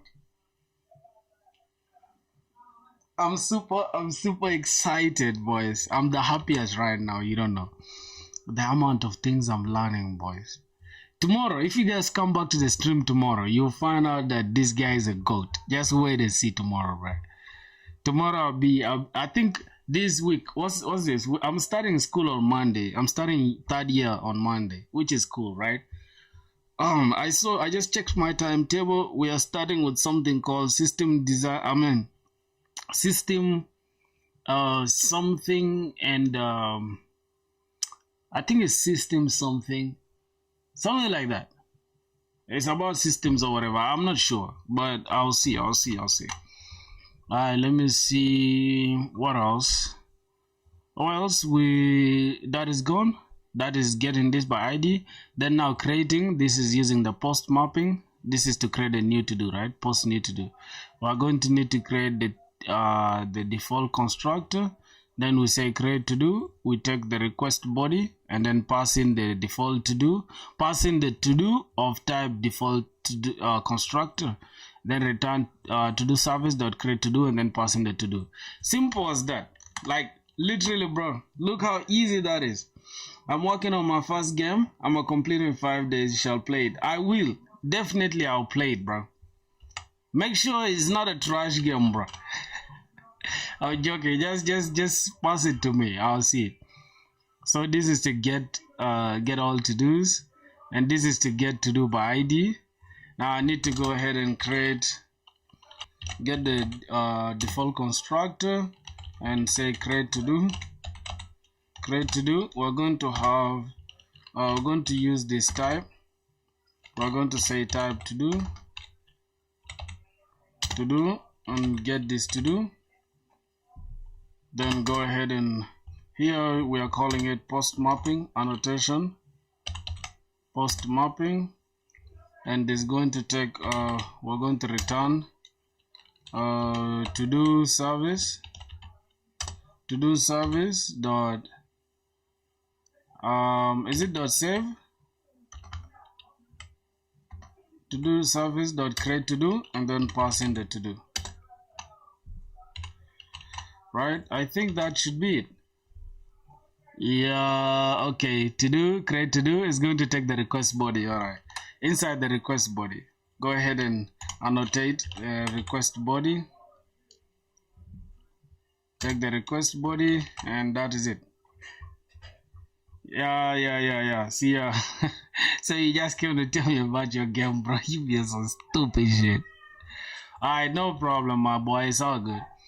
So this is the path variable, which is the path params, right? The path parameters. So get the path parameters or path variable. Use the ID of type long, and for this one is get the request body, and then oh my god, what did I do? Okay, get the request body, and then pass in the to do of type this to do. Okay, I think that should be it now. What else? So here we need to go for updating the to do now. Update the to do. So we need to get put mapping. This is post mapping. This is get mapping, right? Get mapping. It's almost like the CRUD thing, right? It's almost like the CRUD thing that we created here. If we can go to JavaScript, you'll see these are all the same things. Let me go to the the routes. Okay, inside the routes, you see we have get, post, put, delete, right? That is similar thing. All right, now this is going to be public response entity. Now the response entity is going to take the to do. So each time where we need to get something from the request parameters, we need to use a response entity. So that means from the response entity, go ahead and use the type of default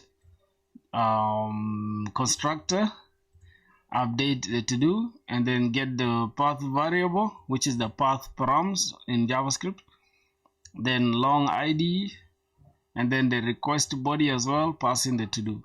Wow.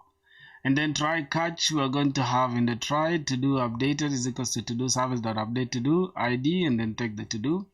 That means, hey, update the particular to do with the ID, and then pass in the updating thing that we want to pass, and then return response entity dot okay, and then pass in the updated to do. Or else catch, you need to have the runtime exception of type error, right? And then return response entity dot not found dot build, and that is it. That's literally it. Let's go ahead and build it. No, get out of JavaScript, my boy. We are in Java, man. We are in Java, bro. Okay, let's go ahead and get this. Is going to be put mapping. Okay, put mapping. We're going to have public response entity of type to do, the default constructor, and we're going to have this update to do. Then inside the update to do, we are going to need to take the request. We're going to have the response. Wait, we're going to have the path variable,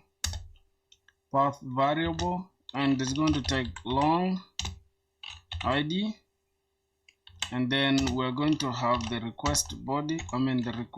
Yes, request body, and then we're going to pass in the type. We're going to pass to do of type to do. Okay, type to do, and we're going to have try catch, and then we need to catch the exception, and this is going to be runtime exception of type E.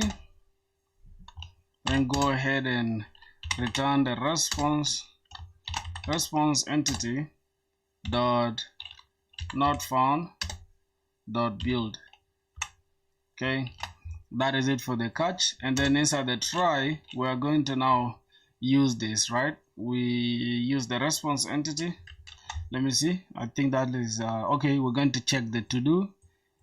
I'm going to get the updated to do, updated of type to do, then we say is equals to this, right? Updated of type to do. Oh my god, this stuff is strongly typed, man.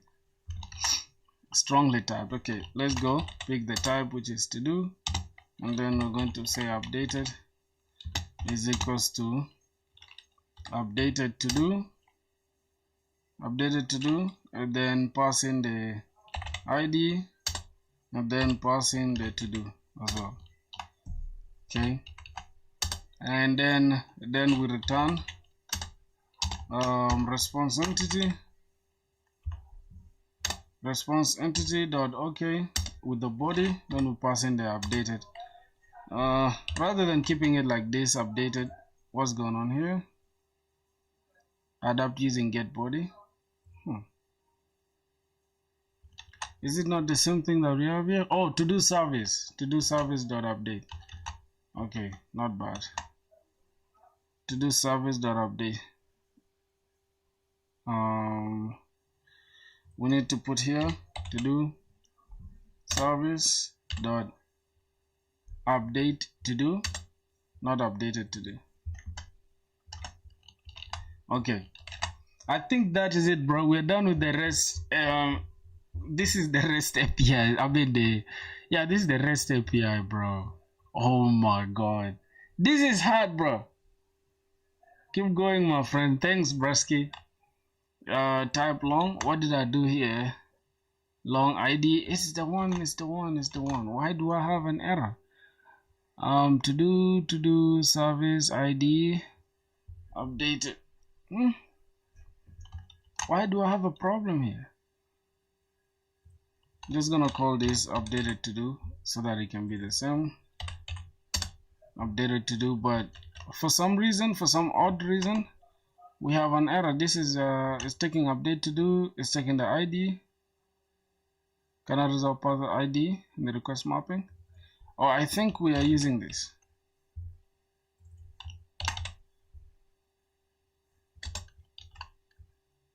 Wait.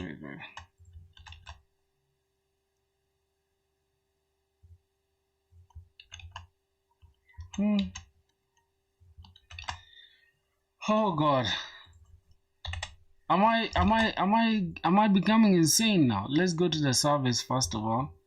Let me look for the ID inside the updated to do. This is the ID of type long.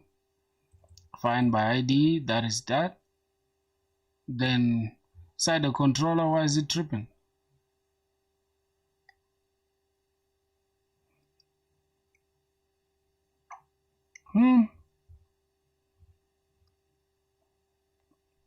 Boys, this is war, bro. It is what it is. I'm gonna leave it at that for now, bro. I think there's something wrong with it. To do response updated. Okay, that is it. Request variable long ID. Isn't it the same thing we did here in getting this by ID? Okay, this is the path variable. It takes type long, and then also it takes the request body to do of type to do. What else? Long ID, is it not what we created? Cannot resolve path variable and request mapping. Okay, let's keep it like this. Long type ID.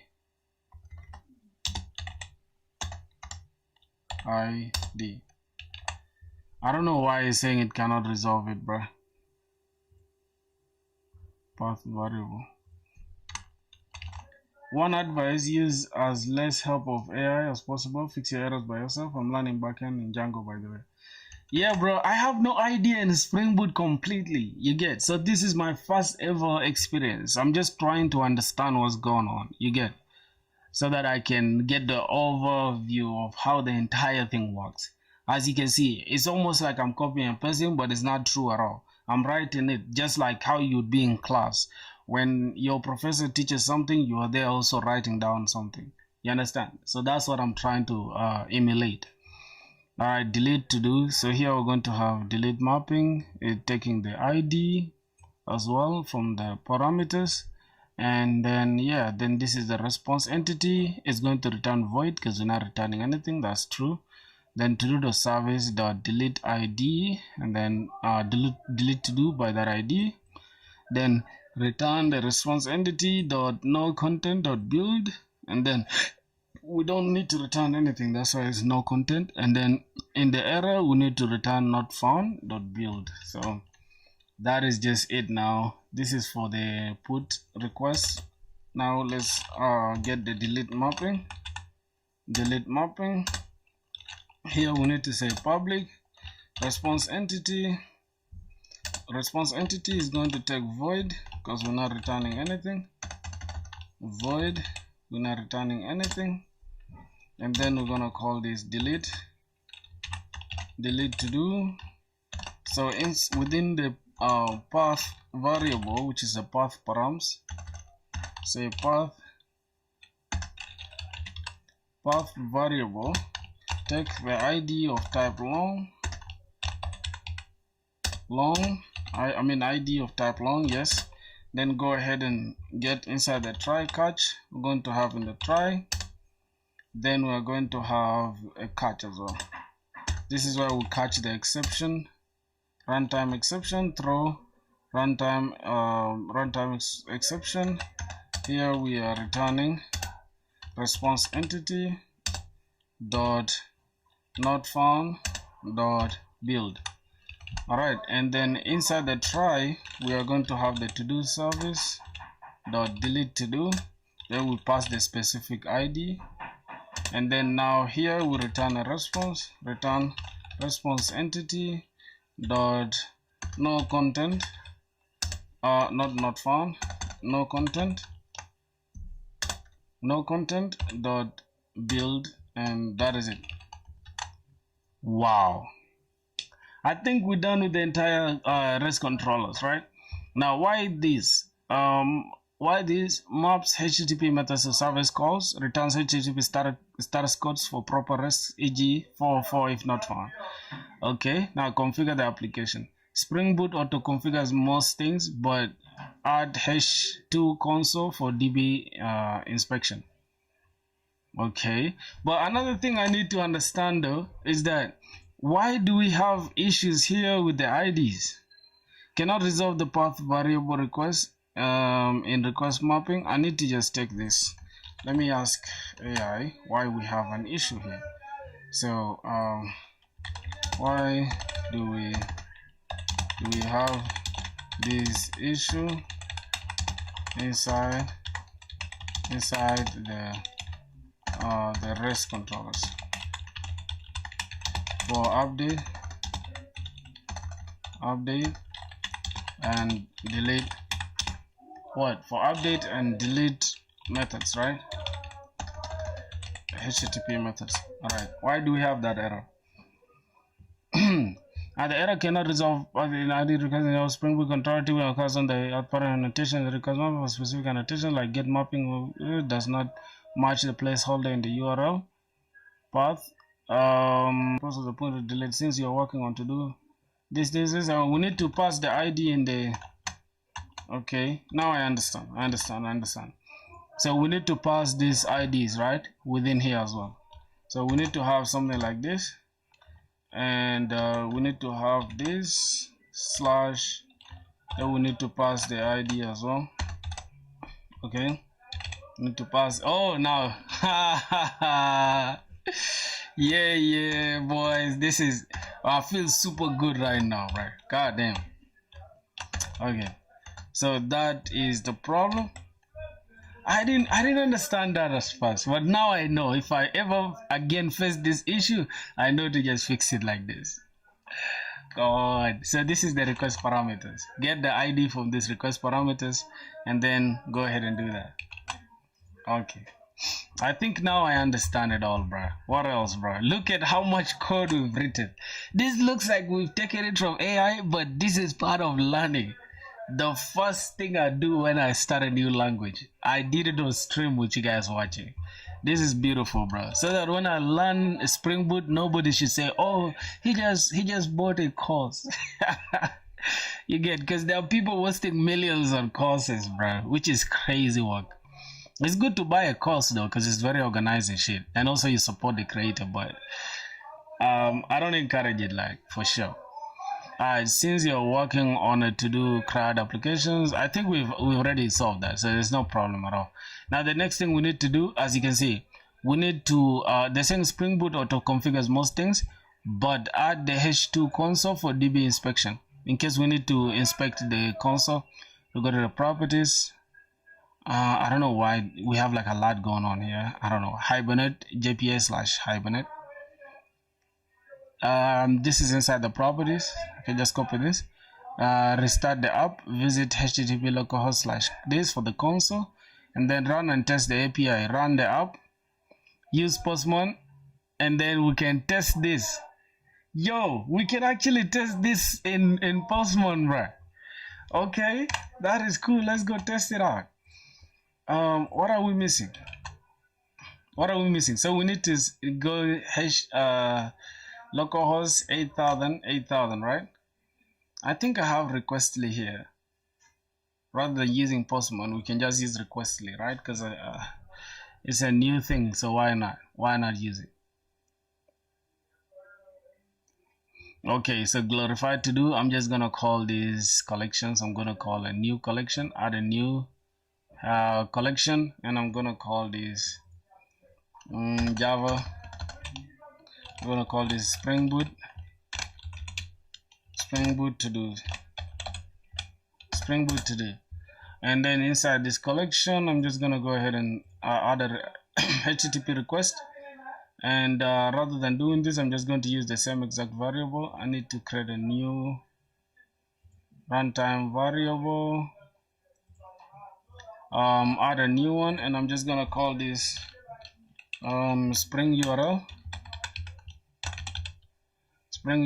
and it's going to be HTTP, the same exact one here. I'm just gonna copy this, paste this, and I will change this to 8080. Okay, 8080, save this. Let's close that, and then here I'm just gonna say get request, get to do. Okay, let's go back here, and then we're going to use the base URL, which is the Spring URL. And if I send request to this, oh, we did not run our application yet. So let's go back and run this to do application. Wow, boys, finally we're running. Yes. We're running, bro. Hold on. We are running, bro. Wait. Tomcat started on port 8080. Good. So we are running now. If I click this, bam, not found. I don't know why we have an issue already. Jesus Christ. Why do we already have not found? Oh, we did not create any to do, right? So it's going to return not found because we didn't create any to do. But let's try to create a to do. So we need to create a new to do. Where is it?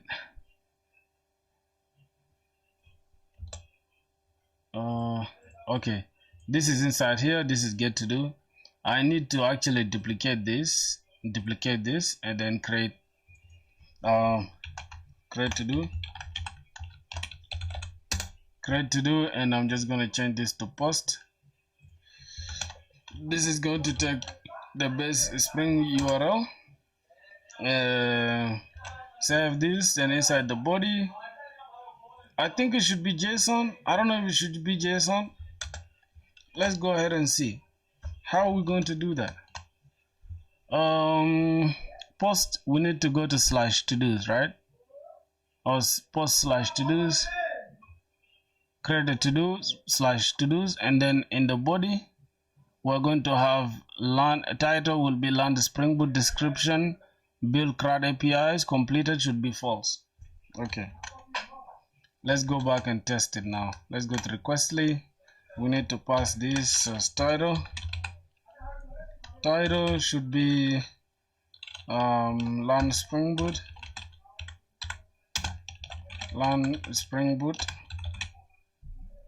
Okay, learn Spring Boot description. Description should be create CRUD APIs in Spring Boot. Okay, then completed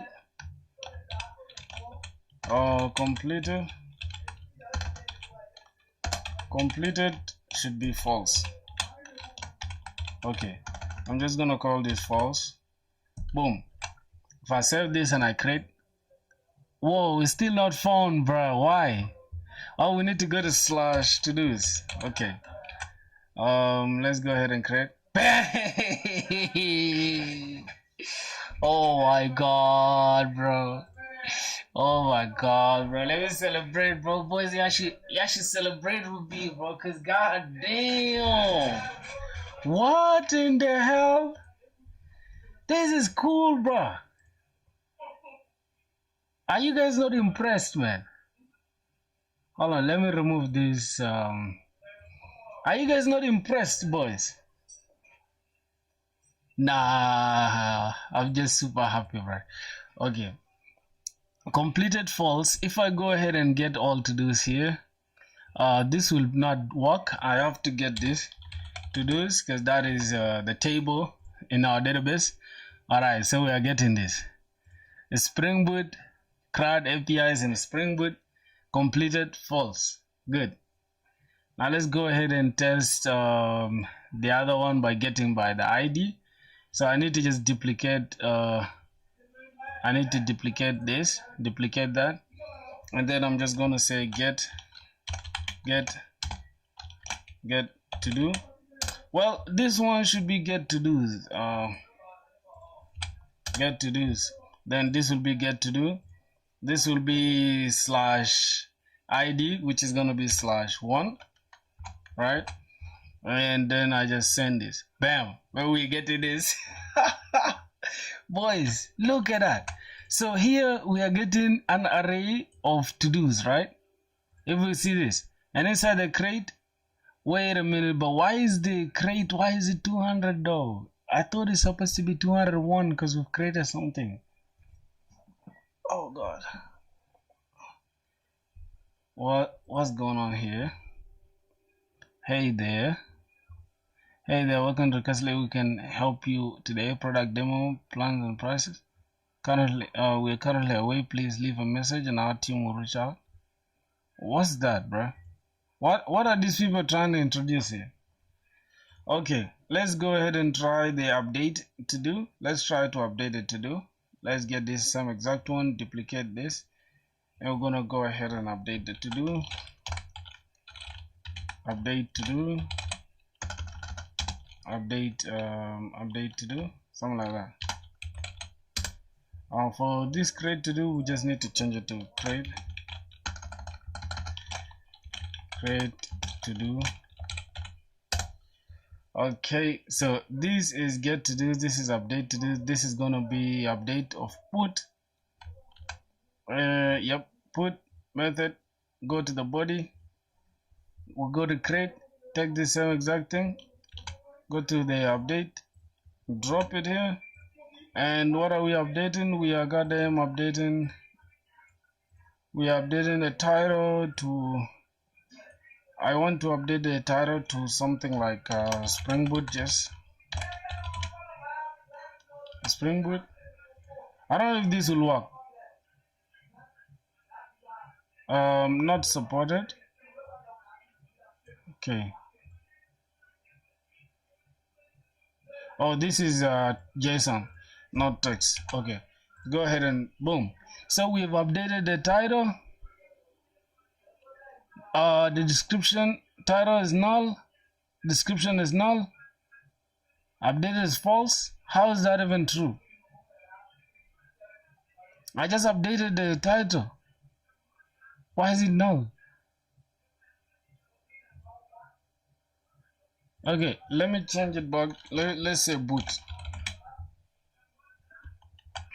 Let's send this. Oh, so we've now changed it to boot. Then APIs and stuff. Okay, let's get all to do's now.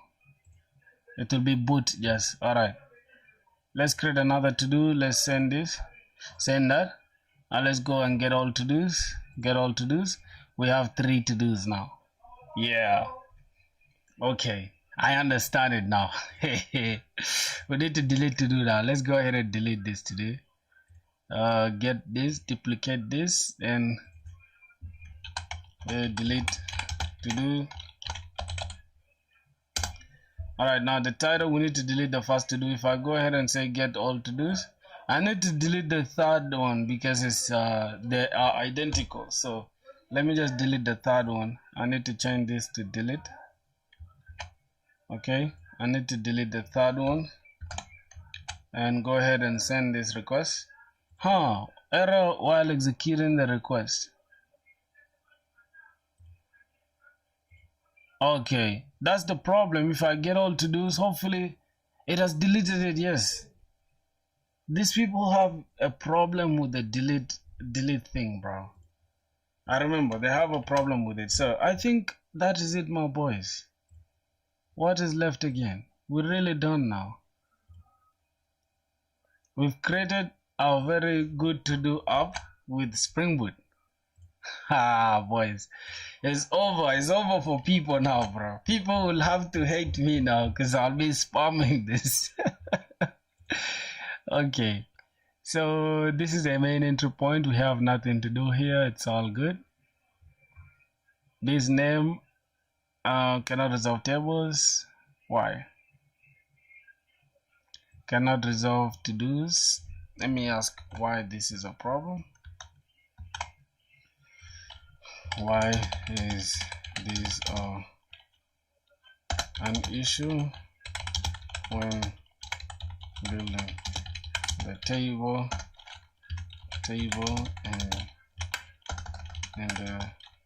in the database?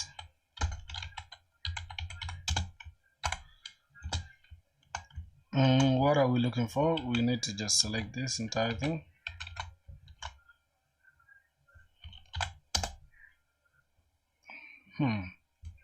Let's see. The error cannot resolve in your this SpringBoot typically indicates that the database in your case, likely H2 based on our previous to do discussion, cannot create or find to do a specific and table annotation as an entity class. This is common issue when using. I'll analyze the provided to do the Java code, explain why this error is. Okay, what? How do we fix it? That's all I'm interested in. Step by let's troubleshoot this. Fix this by systematically focusing on your to do the Java and SpringBoot. This is verify that this is okay in the properties. I did not add this in the properties, so that could be the problem.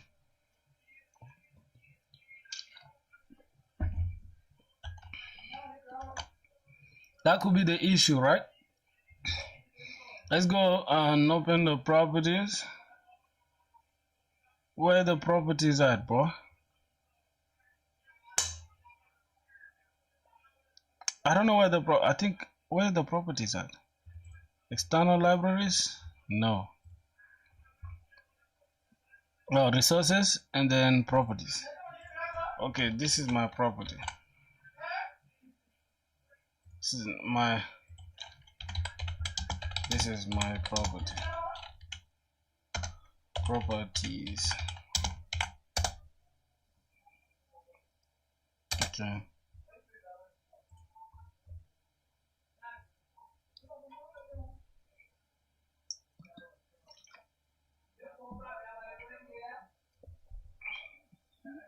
Database tables. I hate the way this just gives so many words and stuff, right? Just give me what I need, dog. What the hell is all this BS? Oh my god, it's pissing me off, bruh. Okay, this is all I needed. So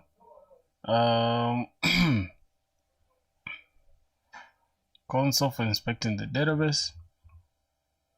To this table.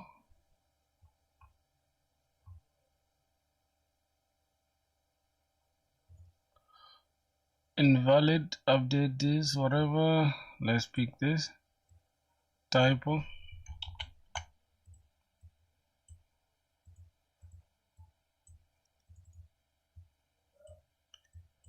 Why do we have errors here, my boys? Invalid value update, invalid value, invalid value update, and invalid value what? True. Oh my god. Okay, let's see. What are you guys working on, brothers? What are you guys working on? Alright, the errors invalid, whatever. Bro, oh my god, I hate this 2 minute stuff. I cannot read all this, please. Sorry, I'm sorry, bro. I can't, bro. This guy's just doing too much, bro. Oh yeah, the errors have disappeared, except the typo and the test DB. Just add this. Hold on. Replace the test. Okay, just keep it as test. Okay, it's all good. So I think now we have no issues at all, right? So the properties, I don't think we need to worry about the properties. I don't think we need to. This is the application name, and then this is the H2 database in memory database, and this is Hibernate, right? Which is the ORM or JPA. The database, the type is SQL. Okay, if we needed to use MongoDB, we can say no SQL. I think that is it. So if we go to our application, this is the to-do API application that we created earlier, and this is our to-do.java. This is our class, and yeah, we still have this problem. We created data source. Okay, apply. Okay, what is this? You can select this as default. I need to download driver files. Okay, so go ahead and create this assigned data source. Okay. Oh my god, select data source, default test. Oh my god, we have a problem.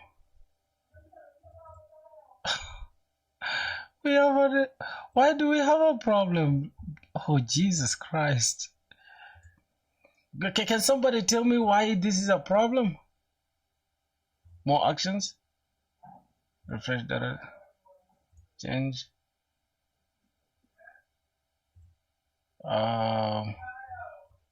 Data source is H2, right? We have localhost.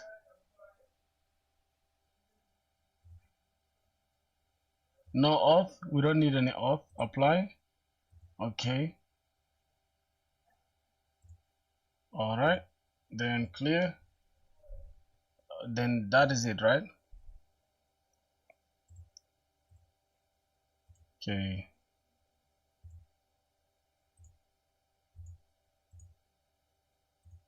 Oh my god, I don't understand. I cannot get rid of that error, bro. I'm going to relax now. I cannot keep up with this, bro.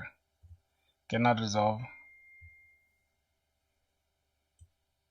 Yeah, I can't keep up with these errors now. This should do it, bro. I've done enough work today in this. So that is gonna be it for SpringBoot, bro. I've done my best, I swear to God. I've done my best, boys. I've done my best, bro. What do you guys think so far, man? Have we done something great at least? Have we tried?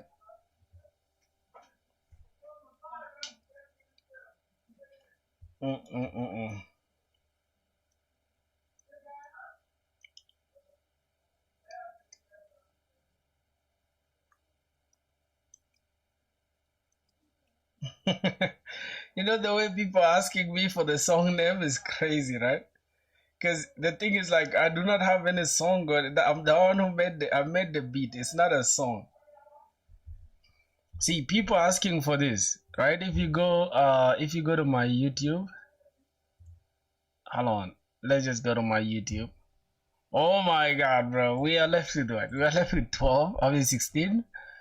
Oh, okay, 16 is not bad, right? It's gonna be 6 to get it to 90, 10 to that. All right, not bad. People asking me what's the song name. I made this beat, bro. I don't have any song there. It's a beat that I made. It's Fire on Fire song, right? But I just remade the entire thing. This is my little vlog that I created, my boys. Did you guys watch it? Did you guys watch the vlog? Did y'all watch the vlog, boys?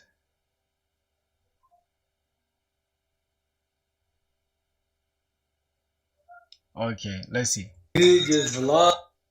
How are you, man? I think I have it somewhere here. The song is somewhere here. I think it's here, yeah. Here, somewhere here. After I finish talking. I started to believe her. Maybe it's cause I got a little bit older. Yeah, I made that beat from scratch, bro. You guys you guys stop asking about that stuff. It's Fire on Fire originally.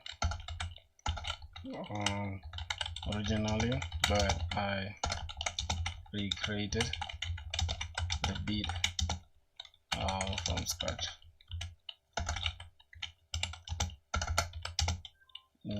Just used the vocals. Alright, I just used the vocals, bro. That should do it. Another thing I need to do, right, boys? I need to go ahead and just try to build something now by myself. What's the battery percentage? Okay, just give me a sec. I need to go ahead and build something. I don't know how long we've been streaming for. Let me see, just give it a sec. I will be streaming for 2 hours. I don't know if you guys want us to continue streaming or maybe go ahead and build something or end it here. I don't know, but I think I'll have to just end the stream here, and then tomorrow we can finally do our own projects, right, without relying on AI. What do you guys think, boys?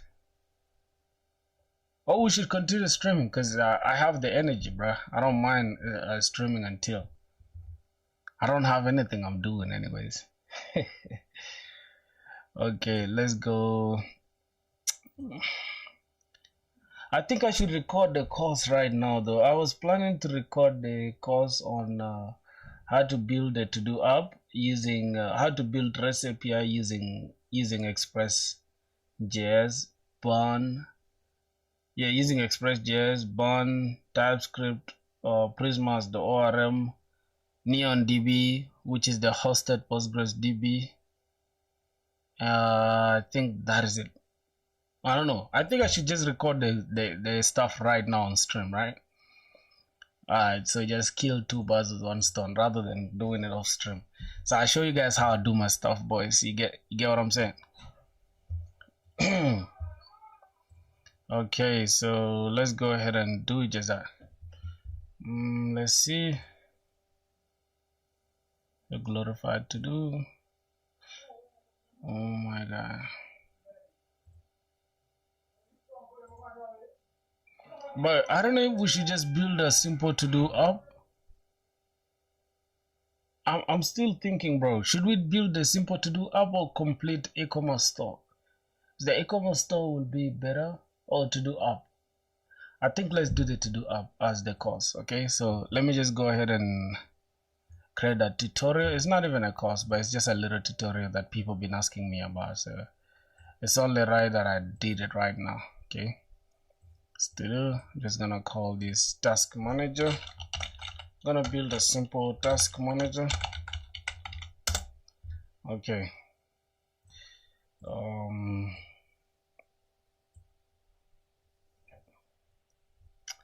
Alright, boys, so we are starting to create a simple task manager. This is for you guys that have been asking me. You guys have been asking me, right? Make dar backend. This is for you guys that have been asking me, how do we create REST APIs using Express and Express.js, Burn, which is almost like Node, right? Burn is what? It's almost like a package manager, but at the same time it's also a runtime environment for JavaScript, right? And TypeScript. But TypeScript is inbuilt within Bun, so we don't have to do anything extra. Only thing we have to do is just say Bun init, and then we can choose the blank, and then boom, there we go. We can add that. So we can start by installing a few things, right? We need things like I think we need Express, obviously, so we need to go say Bun add Express and calls, right? After we install these two, we need to go ahead and say Bun add and dependencies. Inside the dependencies, okay, let's delete this. What's that? Okay, that's wrong. We're going to say Bun add to the dependencies the express types and the calls types as well. Okay, after that we need to go ahead and just change a few things. We need scripts, obviously. We need to go here and say we need a few scripts, so go ahead and say scripts, and then here we need a start script, and then the start script will say Bun. We need it to be inside the src / index.ts, and then we need to also add the dev. We need to add the dev, and then here we're going to have Bun. You watch, go ahead and watch src, so we don't have to keep changing it again or saving it in order to show the latest changes. We just keep it like this. These are the few changes that we need. As you can see in the dependencies, we have Bun types, we have calls and express types, and then we finally have calls and express as our dependencies. That is our package JSON, and then we need to now create a new folder called src, which means source, right? And then we need to just go ahead and just put this inside the src folder. I don't know why it's doing this. I hate things like this. Let's just say page.ts. Okay, I just don't know why it's doing this. I hate this, bro. What's going on? Okay. We actually needed to take everything like these node modules inside here, and the rest of the things like this can all go inside the backend, just like that. Okay, so we need to just go inside cd backend. All right, so that's good. We don't really need this .ignore, so we can just say git remove git ignore. Remove .git ignore, and also remove the git. We don't need to add anything to git ignore right now. Also remove this readme file. We don't need it. Okay, so we're good now. Here we can just say import express from express, and also we need to say import calls from calls. Then we need to just come here and say const up is equals to express. Then we need to invoke this, not invoke, but just remove this 9 anyways. And we need to say app.use. This is where we need to use the calls, and we need to just go ahead and invoke this calls. And we're gonna have something like origin. In the origin we need to accept only http localhost. Then we need this colon, and we need to just say 3000. This is the front end. We're only allowing the front end. Any request coming from the localhost 3000 should be the only one we're accepting. Then we just gonna need methods as well. Say, hey, which kind of methods are we accepting? We're accepting an array of methods starting from get request. We also need post request, but later you can fine tune this to only accept certain requests of your choice. All right, we also need to just accept all of the 4. This can be deleted as well, but later you can fine tune it to only accept certain requests. So we need credentials as well. So we say credentials true, then app.use. Now this is where we need to say use express.json. This allows us to pass JSON body, and then we need to say app.get. This is where we're going to test the /get, and then we're going to need request response. This is going to be hold on, this is going to be this of type request, and then we're going to have response as well, and we can have something like this. Then this is going to be response.get, response.status. That's the status code, right? Response.status. Say, hey, we need to return this JSON, and go ahead and give me a message of saying, hey, the app is running, is healthy. Okay, you can just say the app is healthy. Then we need to go ahead and say const port is equals to process.env.port, or else if that doesn't exist, go ahead and give me 8000. Then we need to say app.listen. We need to listen on port, say port.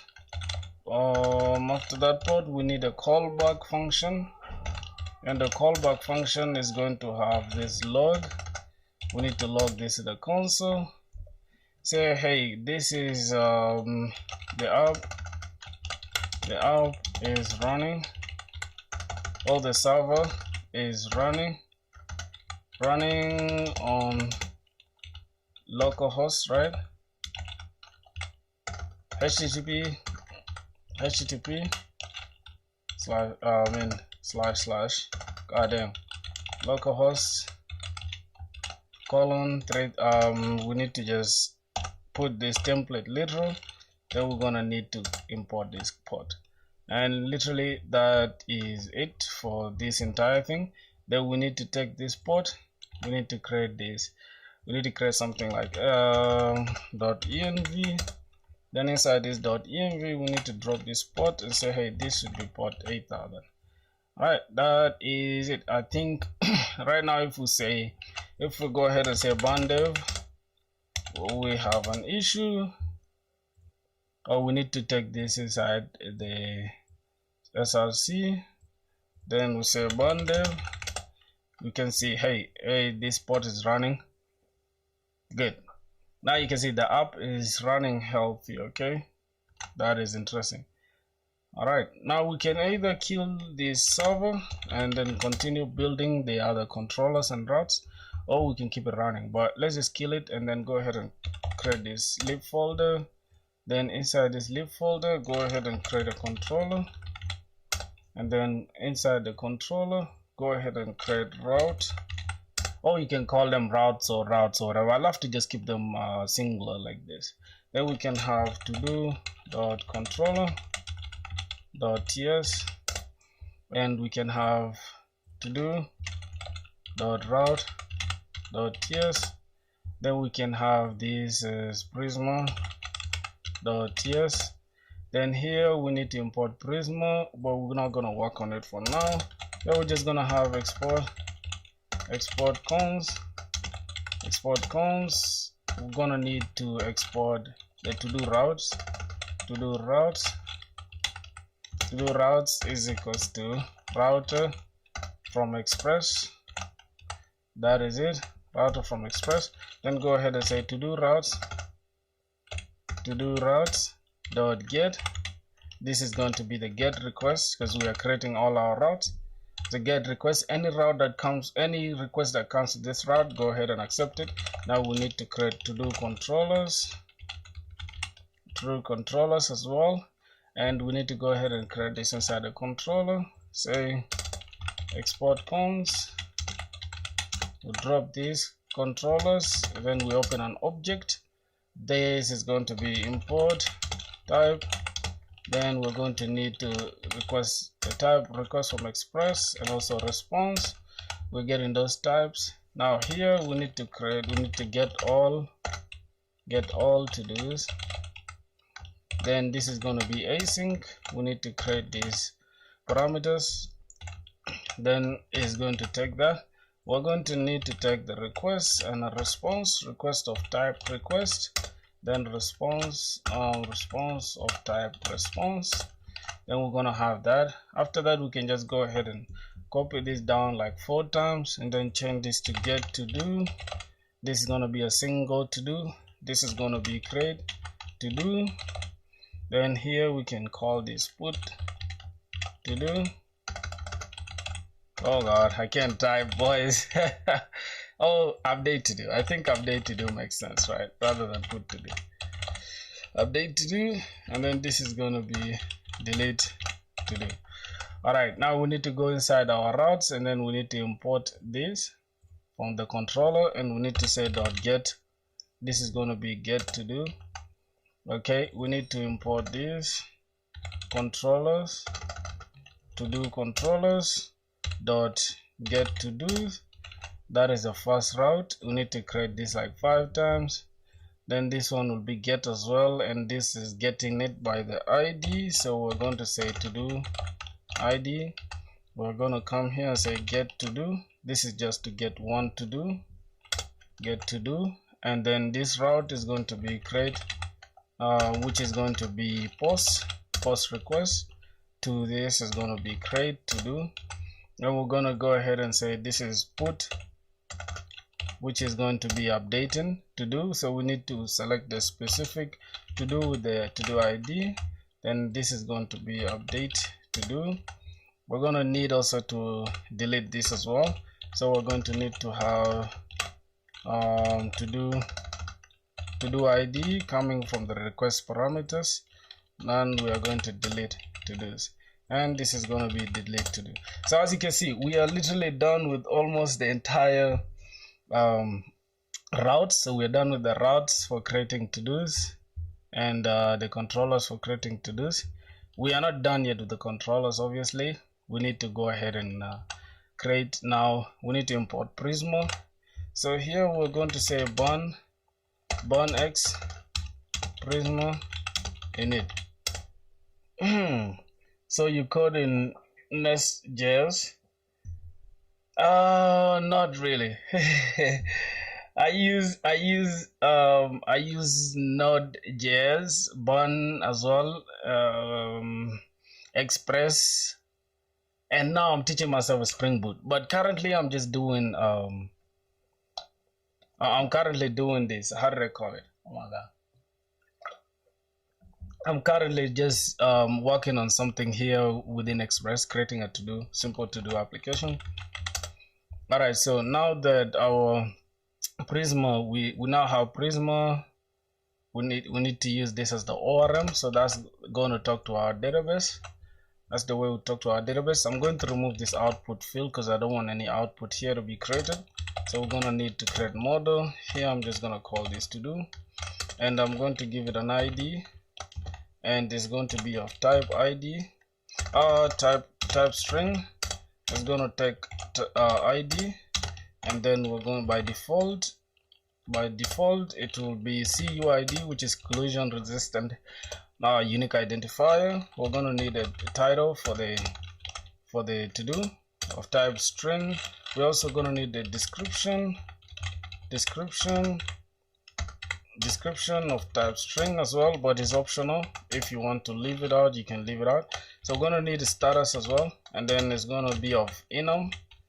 We need to create this enum, so let's go ahead and create this enum. It's going to be status. Then we're going to create either is pending or is completed, or we can just say done. So these 3. Okay, so pending and progress, done, or whatever. Let's just use pending and done. Here we can say, hey, by default it should be pending. All tasks should be pending by default. And now we need to just go ahead and get we need to go ahead and go to NeonDB, Neon, and then we can just go ahead and select this Neon, just log in. It should log me in already. But if you don't have an account, you can go ahead and create an account. Now let's create our first project. I'm just going to call this to do. Version 17 for the Postgres. You can choose 18, but it's still in preview. I'm just gonna create. Just leave the rest as the way it is. Connect. We can just get this. Show password. Don't show your password to anybody, boys. Okay. I shouldn't show your password to anybody. This is just for practice purposes. Now inside the .env, you will see like, hey, Prisma. When you said Prisma in it, it created for us this. But we're just gonna delete everything and replace it with everything that we got from NeonDB. Then after that, we need to just open our. So we're just gonna say Banex Prisma. Gonna say Prisma DB push. This is going to push every changes that we have to the remote database, which is the Neon database, NeonDB. Okay, let's go ahead and do that. It's going to take a little while, but as you can see, your database is now in sync, running the generate. We can say use the skip to skip the generate, but it's cool. It's done already. So we've generated this. What else? It has generated for us this package log, which we don't need because we already have the ban log, so we don't need two of them. Okay. After that, we can now go inside our controllers and finally start working on the controllers. So inside the get all to dos, we need to say try catch. We need to say try catch. Inside the error, we just need to log this error, and we can say, hey, the error is going to be internal server error while fetching all to dos. Okay, then go ahead and give me the error. I don't think you need to put this as like this asterisk. I mean this, how do I call it, backticks. But we can just keep it like this, and then we can go ahead and return a response.status of 500. Response.status of 500 in the JSON. We can now have success or false, and then we need a message, right? Message, and then we can just go ahead and copy this exact message. Okay, internal server error while fetching to this. Okay, this is it. That's how we handle that error. Now inside the try, you can just say cons Prisma. First of all, we need to start with the name. To do is equals to await Prisma. We need to import that. Now we do not have any Prisma client here, so we don't have to worry about this, right? We can create it here, or we can create it right here inside the Prisma, right? We can say import. We can say Prisma client from Prisma client. Okay, this import Prisma from Prisma client, but we need to look for Prisma client, which is this, and then we need to come here and say export cons. You say Prisma is equals to new. Oh my god, damn. New Prisma, I can't even type, bro. New Prisma client. Then that is it. We can now go ahead and use this inside here. Say await Prisma dot to do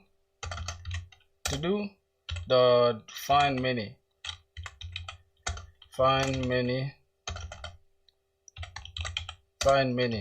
and then we can just either invoke it like this or just leave it the way it is. And then if we do not have the to-dos, right, I think that should be it though. Cons to do is equals await this, that, and then we need to just return a response of status, and this is 200.json. Then the message can just be, or we can have success true, and we can have message.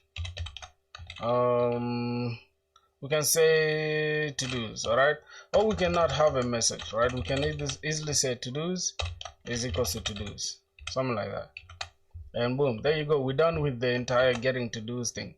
Now what we can do next is just getting the to-do by ID.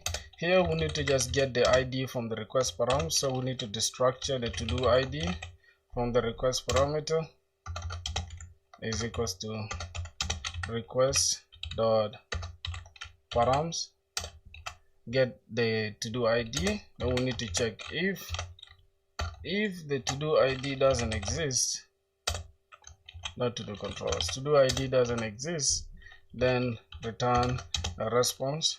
Okay, we can say return from here, or we can just say response dot status, and it's going to be of 400 dot JSON. Then we can have success false, so success false, and we can have message. We can say failed. We can just say to do ID required or to do ID missing. To do ID missing is required. Let's just say is required. To do ID is required. And if we now have the to do ID, right? Once the to do ID is there, then go ahead and look for that specific to do. Okay, so that is it. I like to just put this inside this entire thing. Just put them like this, so we can have bro, what? Okay, cut this and do this. Okay, just like that. Then outside here is equals to await prisma dot to do dot find unique, and then inside here we're just going to say where the ID is equals to the to do ID, the same to do ID that we got from the request parameters, right? There you go. Now then we can finally say, hey, if it's all good, then go ahead and just return a response dot status of 200, say dot JSON. Then we can just return a success of true, success true. Then we can return a message and say to do is to do, right? We say to do is the same as to do. All right, that is it finally for getting the to do. Then creating a to do. Yo bro, how you doing, Navim? How's life, bro? I'm actually making a tutorial on stream, bro. What are the chances of making a tutorial on stream, bro? Okay, let's go ahead and create the to do. Now creating a to do, we need to actually involve, we say const to do is equals to we can say await prisma dot to do dot create. All right, and then inside the create we need to invoke this and get the data. Then say, hey, the data, what is the data that I need? You need to go ahead and destructure the exact data that you need from the request body. Destructure that from the request body. And if we can go back to our schema, you'll see we actually need ID, we need a title, we need a description, and we need a status. So let's go ahead and get the ID. So we don't need the ID here right now. We need the title, we need the description, and then we need the status. Okay, and finally here we need, if we do not have the title, then we need to return from here. All right, we need to return response dot status of 400, say dot JSON message. We need success of false, and then we need to say message. We can say title is required, and then that is it. From there we need to just go ahead and create that. So we can get the data, we say that get the title, and then get the description and get the status, and go ahead and just create the to do. So here we can just return an entire response, which is similar to this. Oh my god, it's starting to rain, boys. It's starting to rain heavily. I don't know if you guys can hear though, but what are the chances of it raining, bro? Okay, we need to just add a message, and we're just gonna say to do created successfully. To do created successfully. Okay, now that is it. Now for the try catch, I don't know if we are creating this, the create to do the entire thing. We need to add this inside the try catch, right? Am I missing something inside here? Okay, I need to add this inside a try catch so that we can just put this here, and inside the catch can just be the same errors as what we need here, internal server error. Then we can just change that. Okay, where am I from, bro? What are you currently learning? Where are you from? I'm currently learning SpringBoot, my G. And where am I from? Hold on, just give me a sec. What's going on here? I'm from South Sudan, my G. I'm from South Sudan. If you've ever heard of that, you ever heard of South Sudan? South Sudan. Okay, copy. You ever heard of South Sudan? That's where I'm from, bro. Okay, go ahead and do that. Error while creating to do. Error while creating a to do. Copy this same exact thing. Go ahead and copy that. Okay. Internal server error while creating a to do. And we also need to copy the same exact error code, put it here inside the to do. Just right here, we need to create this, right? So what I'm going to do, I'm going to select this entire thing, and I'm going to put this inside the try catch. Then I'm going to put this inside the trial block, and then the error will take these ones. Okay, just like that. You love the place? Thanks, bro. Thanks, man. Where's SpringBoot? You check this, the beginning of the entire tutorial. I mean the entire stream. Not even just the beginning. I'll show you what we did in the SpringBoot. Let's give me a second. We are building this exact thing inside using SpringBoot as well. I'll show you just a second. Let me finish this. Okay, create to do. Here we need to just create the update to do. So updating to do, we need to put try catch. Need to go here and copy the same exact thing. I think we can paste it here and say while updating a to do, or updating a to do, and this is error while creating a to do. We need to put it here as well. Try catch, and then the error message will just be similar. So while deleting a to do, this is also going to be while deleting a to do. Okay, all right, I think we almost done. Your VS Code theme is great. Can you tell what theme you're using and the font? I'm using JetBrains font, and I'm using for the theme I'm using this palette night. Oh, I mean pale night. Sorry, pale night. All right, let's go ahead and now work on the to do updating to do controller cons. We need to get the specific ID. We need to destructure the request parameters. So we need to get the request.params, and then we destructure and get the to do ID from it. After that, we need to say cons to do is equals to await prisma dot to do dot update. We need to say update, and then we select where we get this, where the ID is the sum of the to do ID that is coming from the request parameters. And if that is true, then go ahead and give us the data and show me what you want to update. I need to update either the title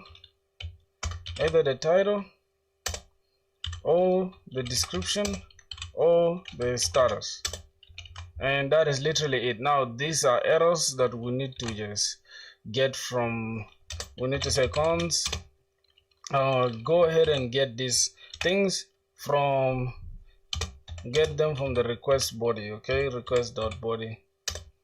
okay, and then after that we need to just check if we do not have the to-do ID.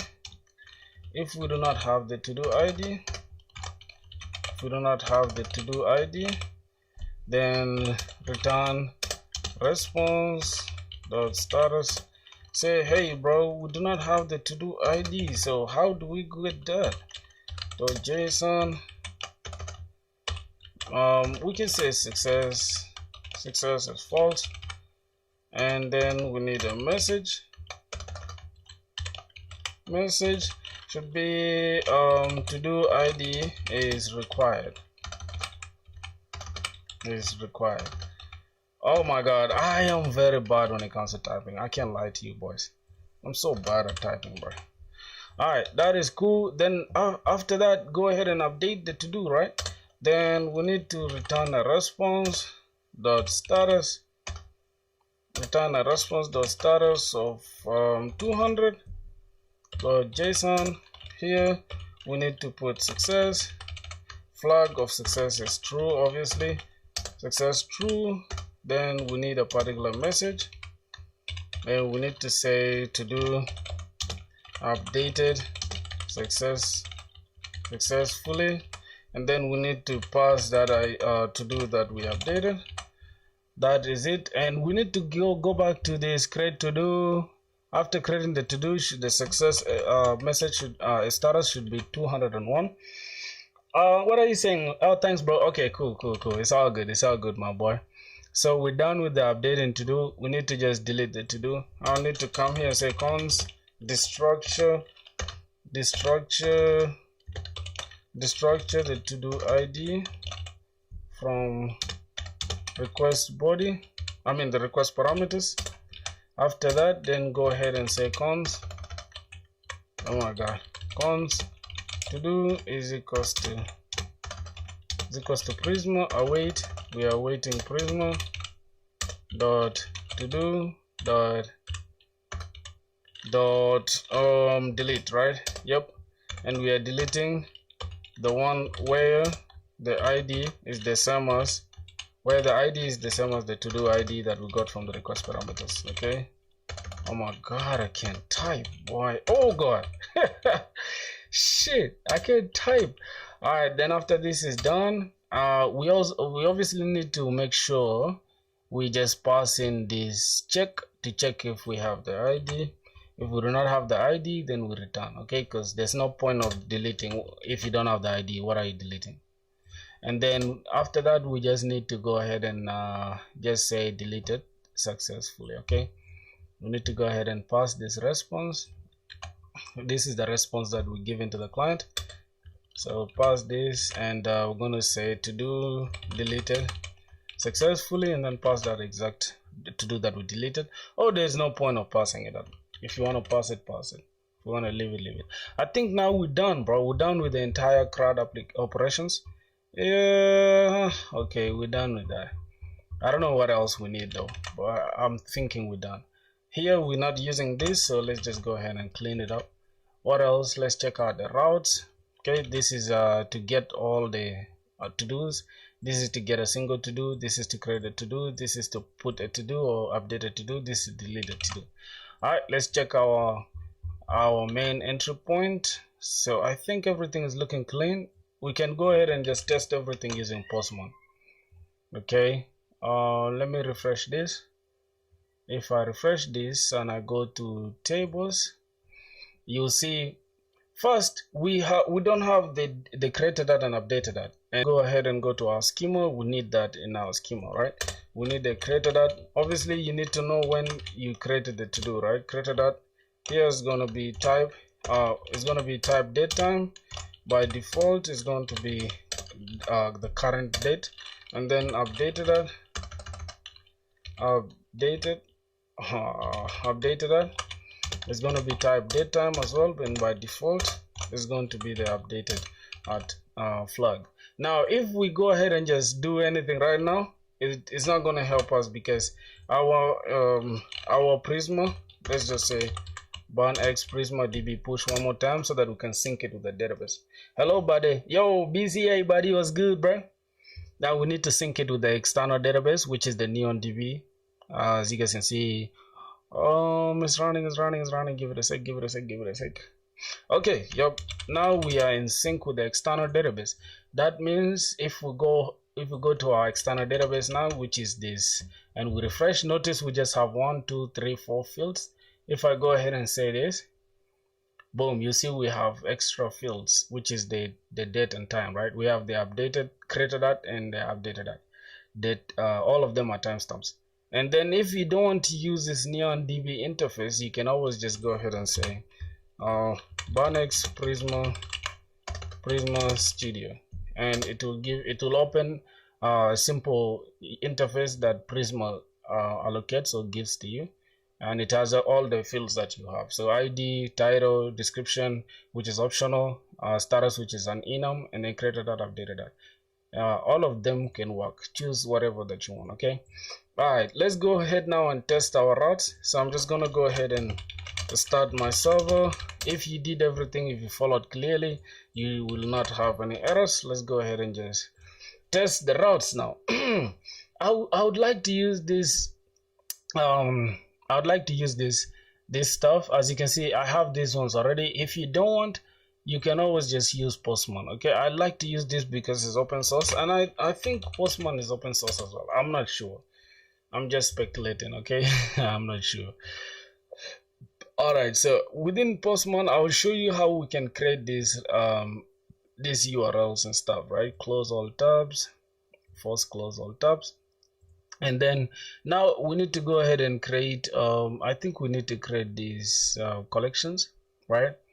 So I can create a new collection called to do, right? So let's go here and say plus blank collection, and then inside this collection I'm just gonna call this to do, right? This is the current to do that we are working on. I'm just gonna go ahead and say create one simple route, say get to do's. Get to do's. Now another thing is I forgot to literally, and this is the biggest mistake that most people forget to do. So here we have app.get. This is going to work, but if we want to hook up these routes, right, we need to go ahead and say app.use. Okay, don't forget that, my boys. App.use. Then we can just go ahead and use this API, or we can have /API. These are the routes /v1/todos. Okay, this v1 is the version of your API to do routes. This is just if you want to be fancy. Okay, if you want to leave the version out, you can always leave it, but for now we're good to go. Let's go and get this to-dos. Now the first to-dos, matter of fact, let's first create a test route. Okay, I'm just gonna go here and say test route, health route. Okay, health route. Okay, the health route, we need a variable, right? So I need to come here and then go to not env. I actually need to create a variable. I don't know how I can create a variable. For some odd reason, I don't know if I can create a variable. Where did they create a variable from? Oh my god, hold on. Yeah, I have no idea where we can create a variable from, boys. This is collection, configure workspace. I have no idea, bro. Environment you can create. Oh, that's also the environment. Are you sure? No, that's not what I'm talking about. Really? It's gonna be the environment as well? I already create a variable, right? Really? I'm not sure. I'm not sure about that. You think it's going to work? It's going to work the same as what we are talking about? What is flows?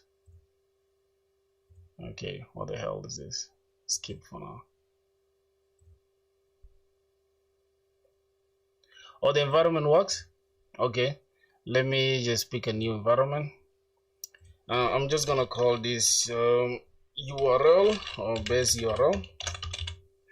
Okay, and HTTP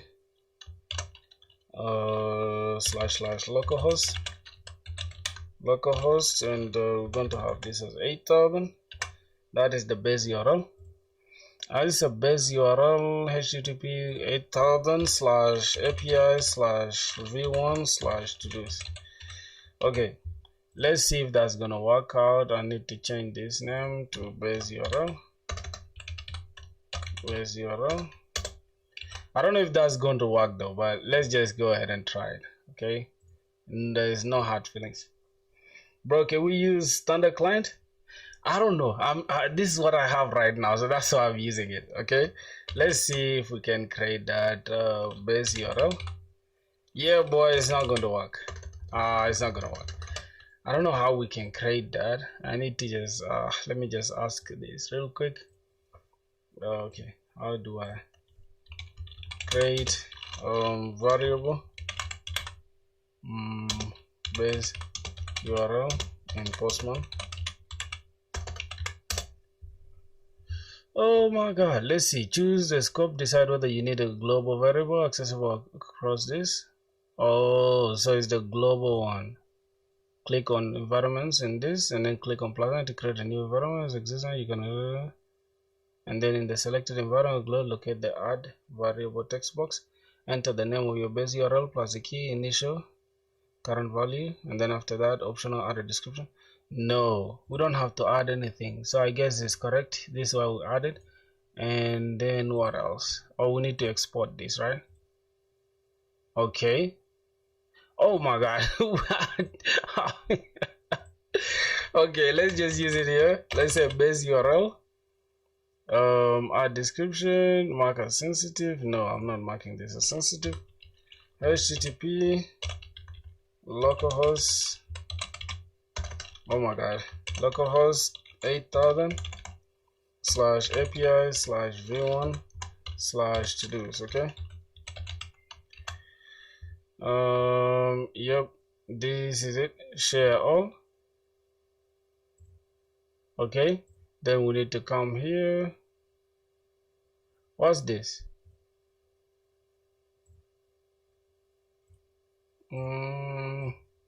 Okay, we need to go back here in. All right, I think it's good now, so we can just say this base URL, good. And if I say get, this is the test health. Actually, this is to get the to-dos. So the test health can just be HTTP. Then we need to test this with localhost 8000. All right, let's just go ahead and send that. You see the app is healthy. Or else you can directly add the URL and set the variables. I think it's okay now. If I go ahead and try to send this to-dos, get to-dos, bam. So we don't have any to-dos. It will obviously return an empty array. Good. Success true, and then we have an empty array. Now let's go ahead and create to-do. So let me go ahead and let me duplicate this. Then we need to create to-do, create to-do, and we need to just use the base URL, and then we're gonna go to the body form data. No, we're gonna go to the role and type JSON. Then here we're going to need to put title. We need to say something like gym, and description will be description.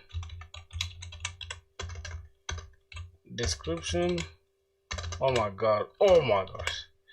Description will be leg day. Boys, I can't type, oh god. Description will be leg day, and then the status, we can leave it as pending because we said by default it will be pending, right? So let's go ahead and, oh my god, we're supposed to use post. Okay, let's now use post. You can see, so to do created successfully 201. We got the ID there, we got a title, the description, the status by default is pending, and then we got created that, updated that. Okay, let's get all to-dos and see. Now we don't have any more empty array. Now inside the array we have an object. And let's go ahead and create another one. Let's just send this like 3 times. 1, 2, then we get all to-dos. We shall have 3 things, right? Now let's go and update that to-do. Okay, or we get to-do by ID. We can first get the to-do by a single ID. So here we're just gonna say get to-do by ID. Oh my god, good. So we need to just use the base URL. It shouldn't be post, should be get, and then the ID we need to pass it in the request parameters. So let's select the last one, which is here, this collision resistant ID, a unique identifier, and let's get that. Boom, we have success true, and then we have a particular ID. I feel like while creating, no need to show the updated time. Correct me if I'm wrong. While creating, it's always good practice to show both updated and created at, because when you go to Postman, I mean when you go to your application, we are using Prisma and this is their style. Okay, there is no way you can say, hey, when we are creating, remove the updated at. Even if you are not updating, it is always cool to show updated at. If you did not update it, it will just stay at the initial creation time. Like if let's say you created every the exact to do at 8 p.m. right, and if you create this and then you create it at 8 p.m. it will have updated also at 8 p.m. So if you create another one, it will be that exact time. So even if you don't update this, it will always show that, hey, this was created at this and it was updated at that. You get? So it's always good practice to have that there. Oh my god. Okay, let's go back to Postman. Let's get to-dos by ID. As you can see, getting the to-do by ID, it gives us a single to-do. This gives us all the 3 to-dos. Let's go ahead and now update the to-do, get to-do by ID. We just have to just duplicate this, and it's just going to be update to-do. Then update to do, we need to just put here as as put, and then we need to go to the body. We pass in the exact ID of what we want to update, and then we just update the fields we want to update. So let's say we want to update that to like I want to update it to what, like reading books or something. Reading, and reading, we shall just say animal farm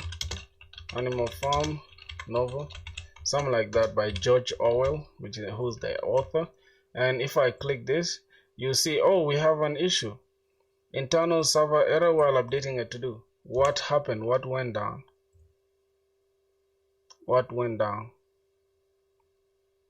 At what time you started your stream every day, bro? Every day I normally start at 4 p.m. but sometimes I start earlier than that depending on what I've been doing the entire day. But since today, right, since I'm starting uni, 3rd year in this on Monday, since I'm starting uni on Monday, I think I'll be going live perhaps after uni. Like I get back at like 3 p.m. So I might start my stream by like 6 or 5 p.m. depending on like how energetic I am at that time. So let's keep going. I have an issue with the updating to do. Let's get this to do and see what happens. Okay, getting to do works, but updating to do doesn't work for some reason. I don't know why. We are updating the title. This is row, this is JSON, right? Row, JSON, and for some reason, title, reading, description, animal farm. Let's just send. We have an error. What's the issue? Let's try to debug it together. Okay, what's the issue? Let me just put this long. Okay, we have an issue here. What's that? We have the request body. What's going on here? Right side of the assignment cannot be destructured. We cannot destructure request body, const title, description. Is this correct? Status and then request body. What could be the issue, bro? Summarize at the end. What did you do? I joined late. Okay, I will. Don't worry. I'm actually just right now. Let's see. server error while updating a to-do. 66 if return response to-do is required. And then they're saying that the right side of the assignment cannot be destructured. Why do we have a problem on the right side? And this is what most YouTubers don't show you, right? Once they get this kind of errors, they just don't show people at all.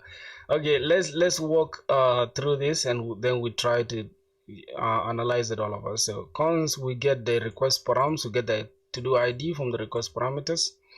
Then if we don't have the to-do ID, then go ahead and to-do is required. Now here's the problem. They're saying that we cannot destructure the right side, which is the request body.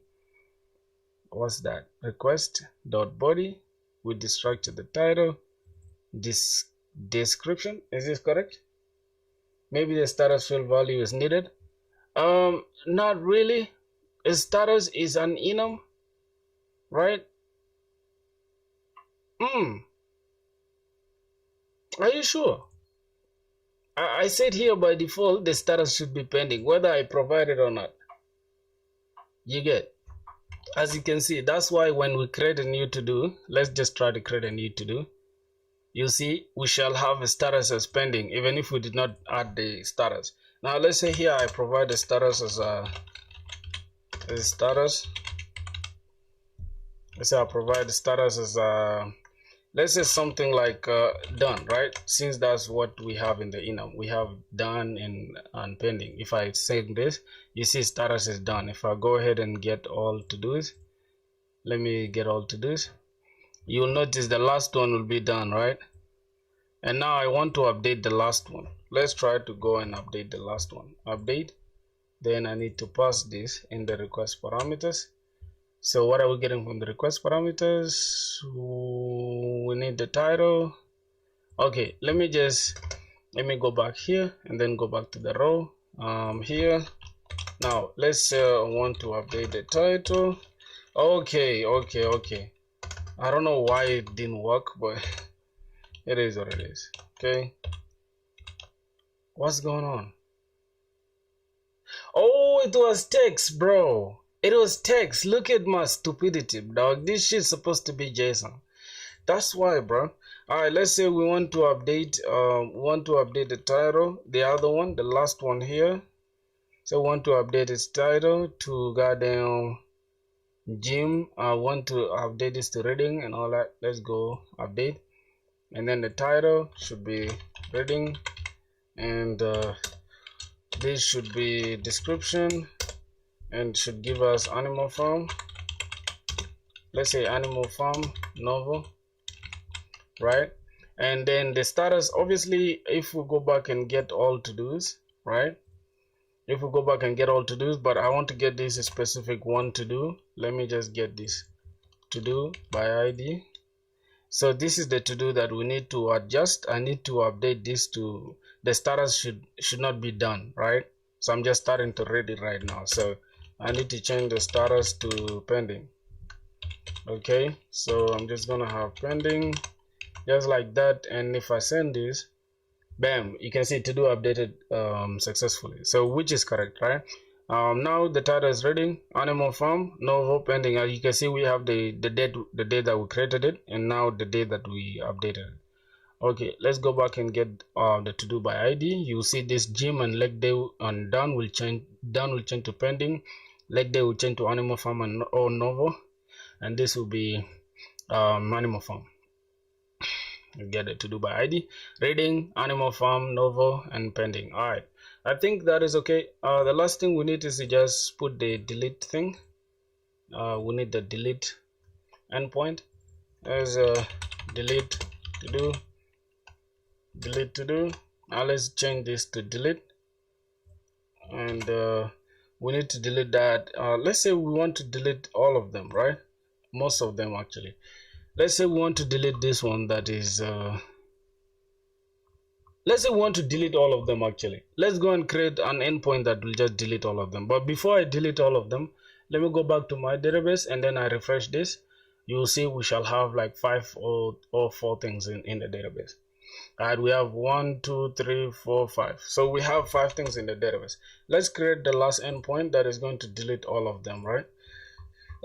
I'm just gonna go here, just right below the delete. I'm just gonna say delete all to-dos, right? This is just to delete your entire to-do thing, right? To delete your entire database. This is not, I don't recommend you doing this, bro. I don't recommend anyone deleting the entire database, bro, because some people will be weird as hell. This is just for practices, dog. Don't go ahead and delete your entire database. Drop your database. Okay, let's have a little try catch. And obviously the errors will all be similar, okay? While deleting all to-dos. This is funny as hell. While deleting all to-dos, okay? So now here we need to just say cons.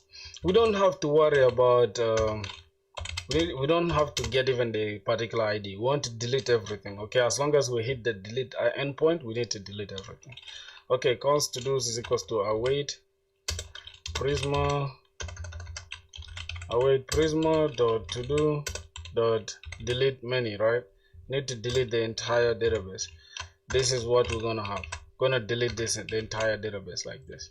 That is it. And response dot status, entire database is wiped. Okay, we're gonna have status of 200 dot JSON. Then we're going to have success of true, and message. We're going to have entire database, entire to-dos deleted, or all to-dos are deleted. Okay, all to-dos are deleted successfully. Oh God, I can't type. Jesus Christ. All right. My question is, how much Spring Boot is different than Express? Is very, very different, bro. Very different, a lot different. I'm telling you, bro. So okay, we need to pass that, and then we need to check now, right? If to-dos dot length is less than that, say like, hey, you do not have any to-dos, right? So you do not have anything in the database if the length is 0, or if we do not have any to-dos, right? So we can say if to-dos not to-do controller, if to-dos dot length, to-dos dot, we can just put to-do dot count, right? Or return to-do dot count. Just here we can just say return to-do dot count. We can have this to-dos dot count. Okay, oh my God, I don't know what we're gonna do, but let me say if we do not have to-dos, right? If we do not have to-dos, then return, go ahead and return response dot status of 400 404 dot JSON JSON. I like to keep this thing modular, right? That's why you can see I have false flags, I have certain messages. This is good for like the developers who are coding with you as well, right? I'm just gonna say no to-dos phone. Okay, no to-dos phone. All right, we have that in place.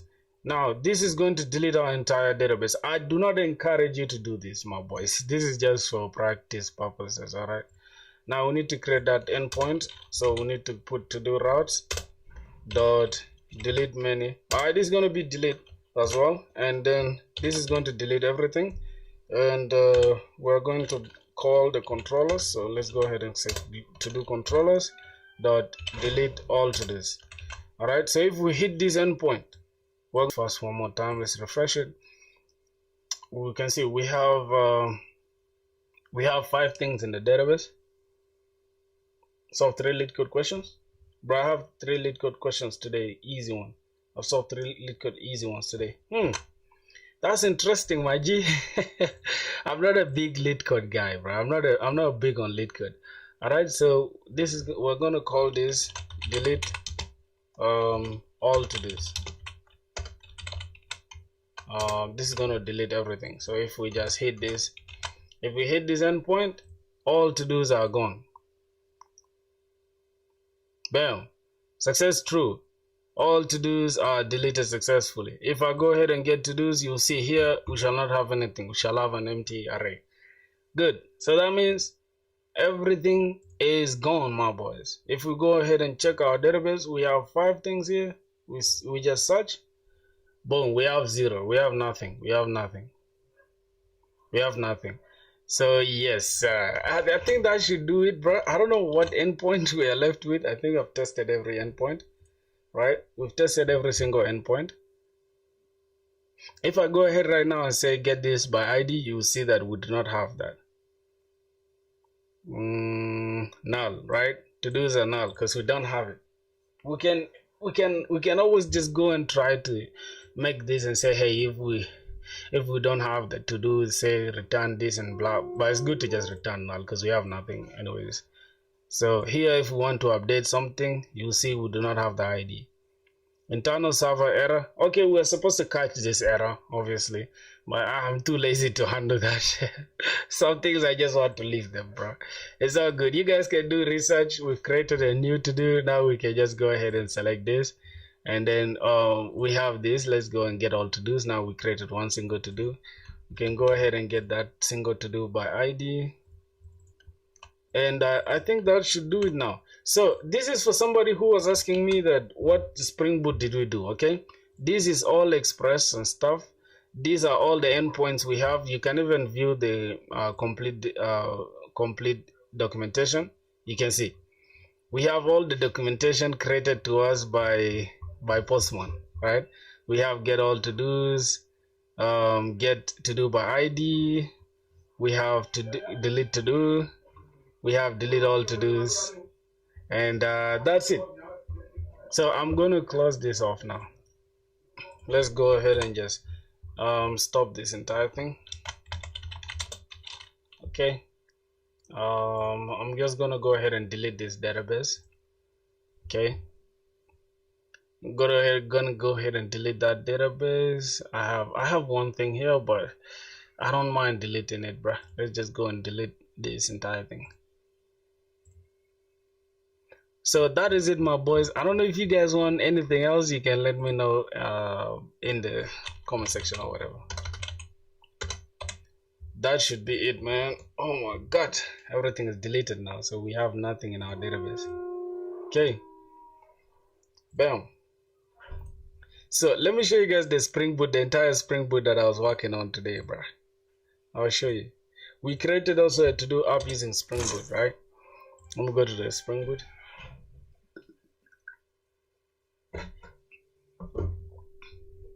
Here, it's called To-Do API. You see that we have, this is the entry point for the application. Okay, no problem. Is this DB free? Yeah, the DB is free. It's free. You can create up to like any amount you want. Tomorrow sessions on login and registration. Okay, no problem. We shall do tomorrow. We shall do JWT, custom auth, and we can do everything from scratch tomorrow. No problem. That's gonna be tomorrow's video. So yeah, tomorrow's stream. You guys gotta pull up to the stream early tomorrow because I want to stream early tomorrow. You get? That's gonna be it, my boys. Alright, man. This is the entire Spring Boot that we did today. This is for just debugging. As you can see, if I can explain this in a very simple way, here these are the attributes of the to-do app, which is almost like the types. Then we have a constructor that initializes all the types or attributes. And we have a default constructor that is used by JPA or Hibernate. At what time tomorrow? At like 2 p.m. or 3 p.m. or perhaps earlier than that. I might start earlier than that. Maybe 1 p.m. my time, right? 1 p.m. Kigali time. 1 p.m. Kigali time. That's when I'll go on stream tomorrow. So just keep your eye out for that, my boy. Okay, and tomorrow we're going crazy. You better pull up early so that you don't miss on the creating session and stuff. But that's it, man. I'm going to end this stream here. We shall catch up tomorrow, bro. It's all love, man. Thank you guys for watching, though. Okay, bro. See you guys tomorrow. We'll go ahead and stop the stream. Okay.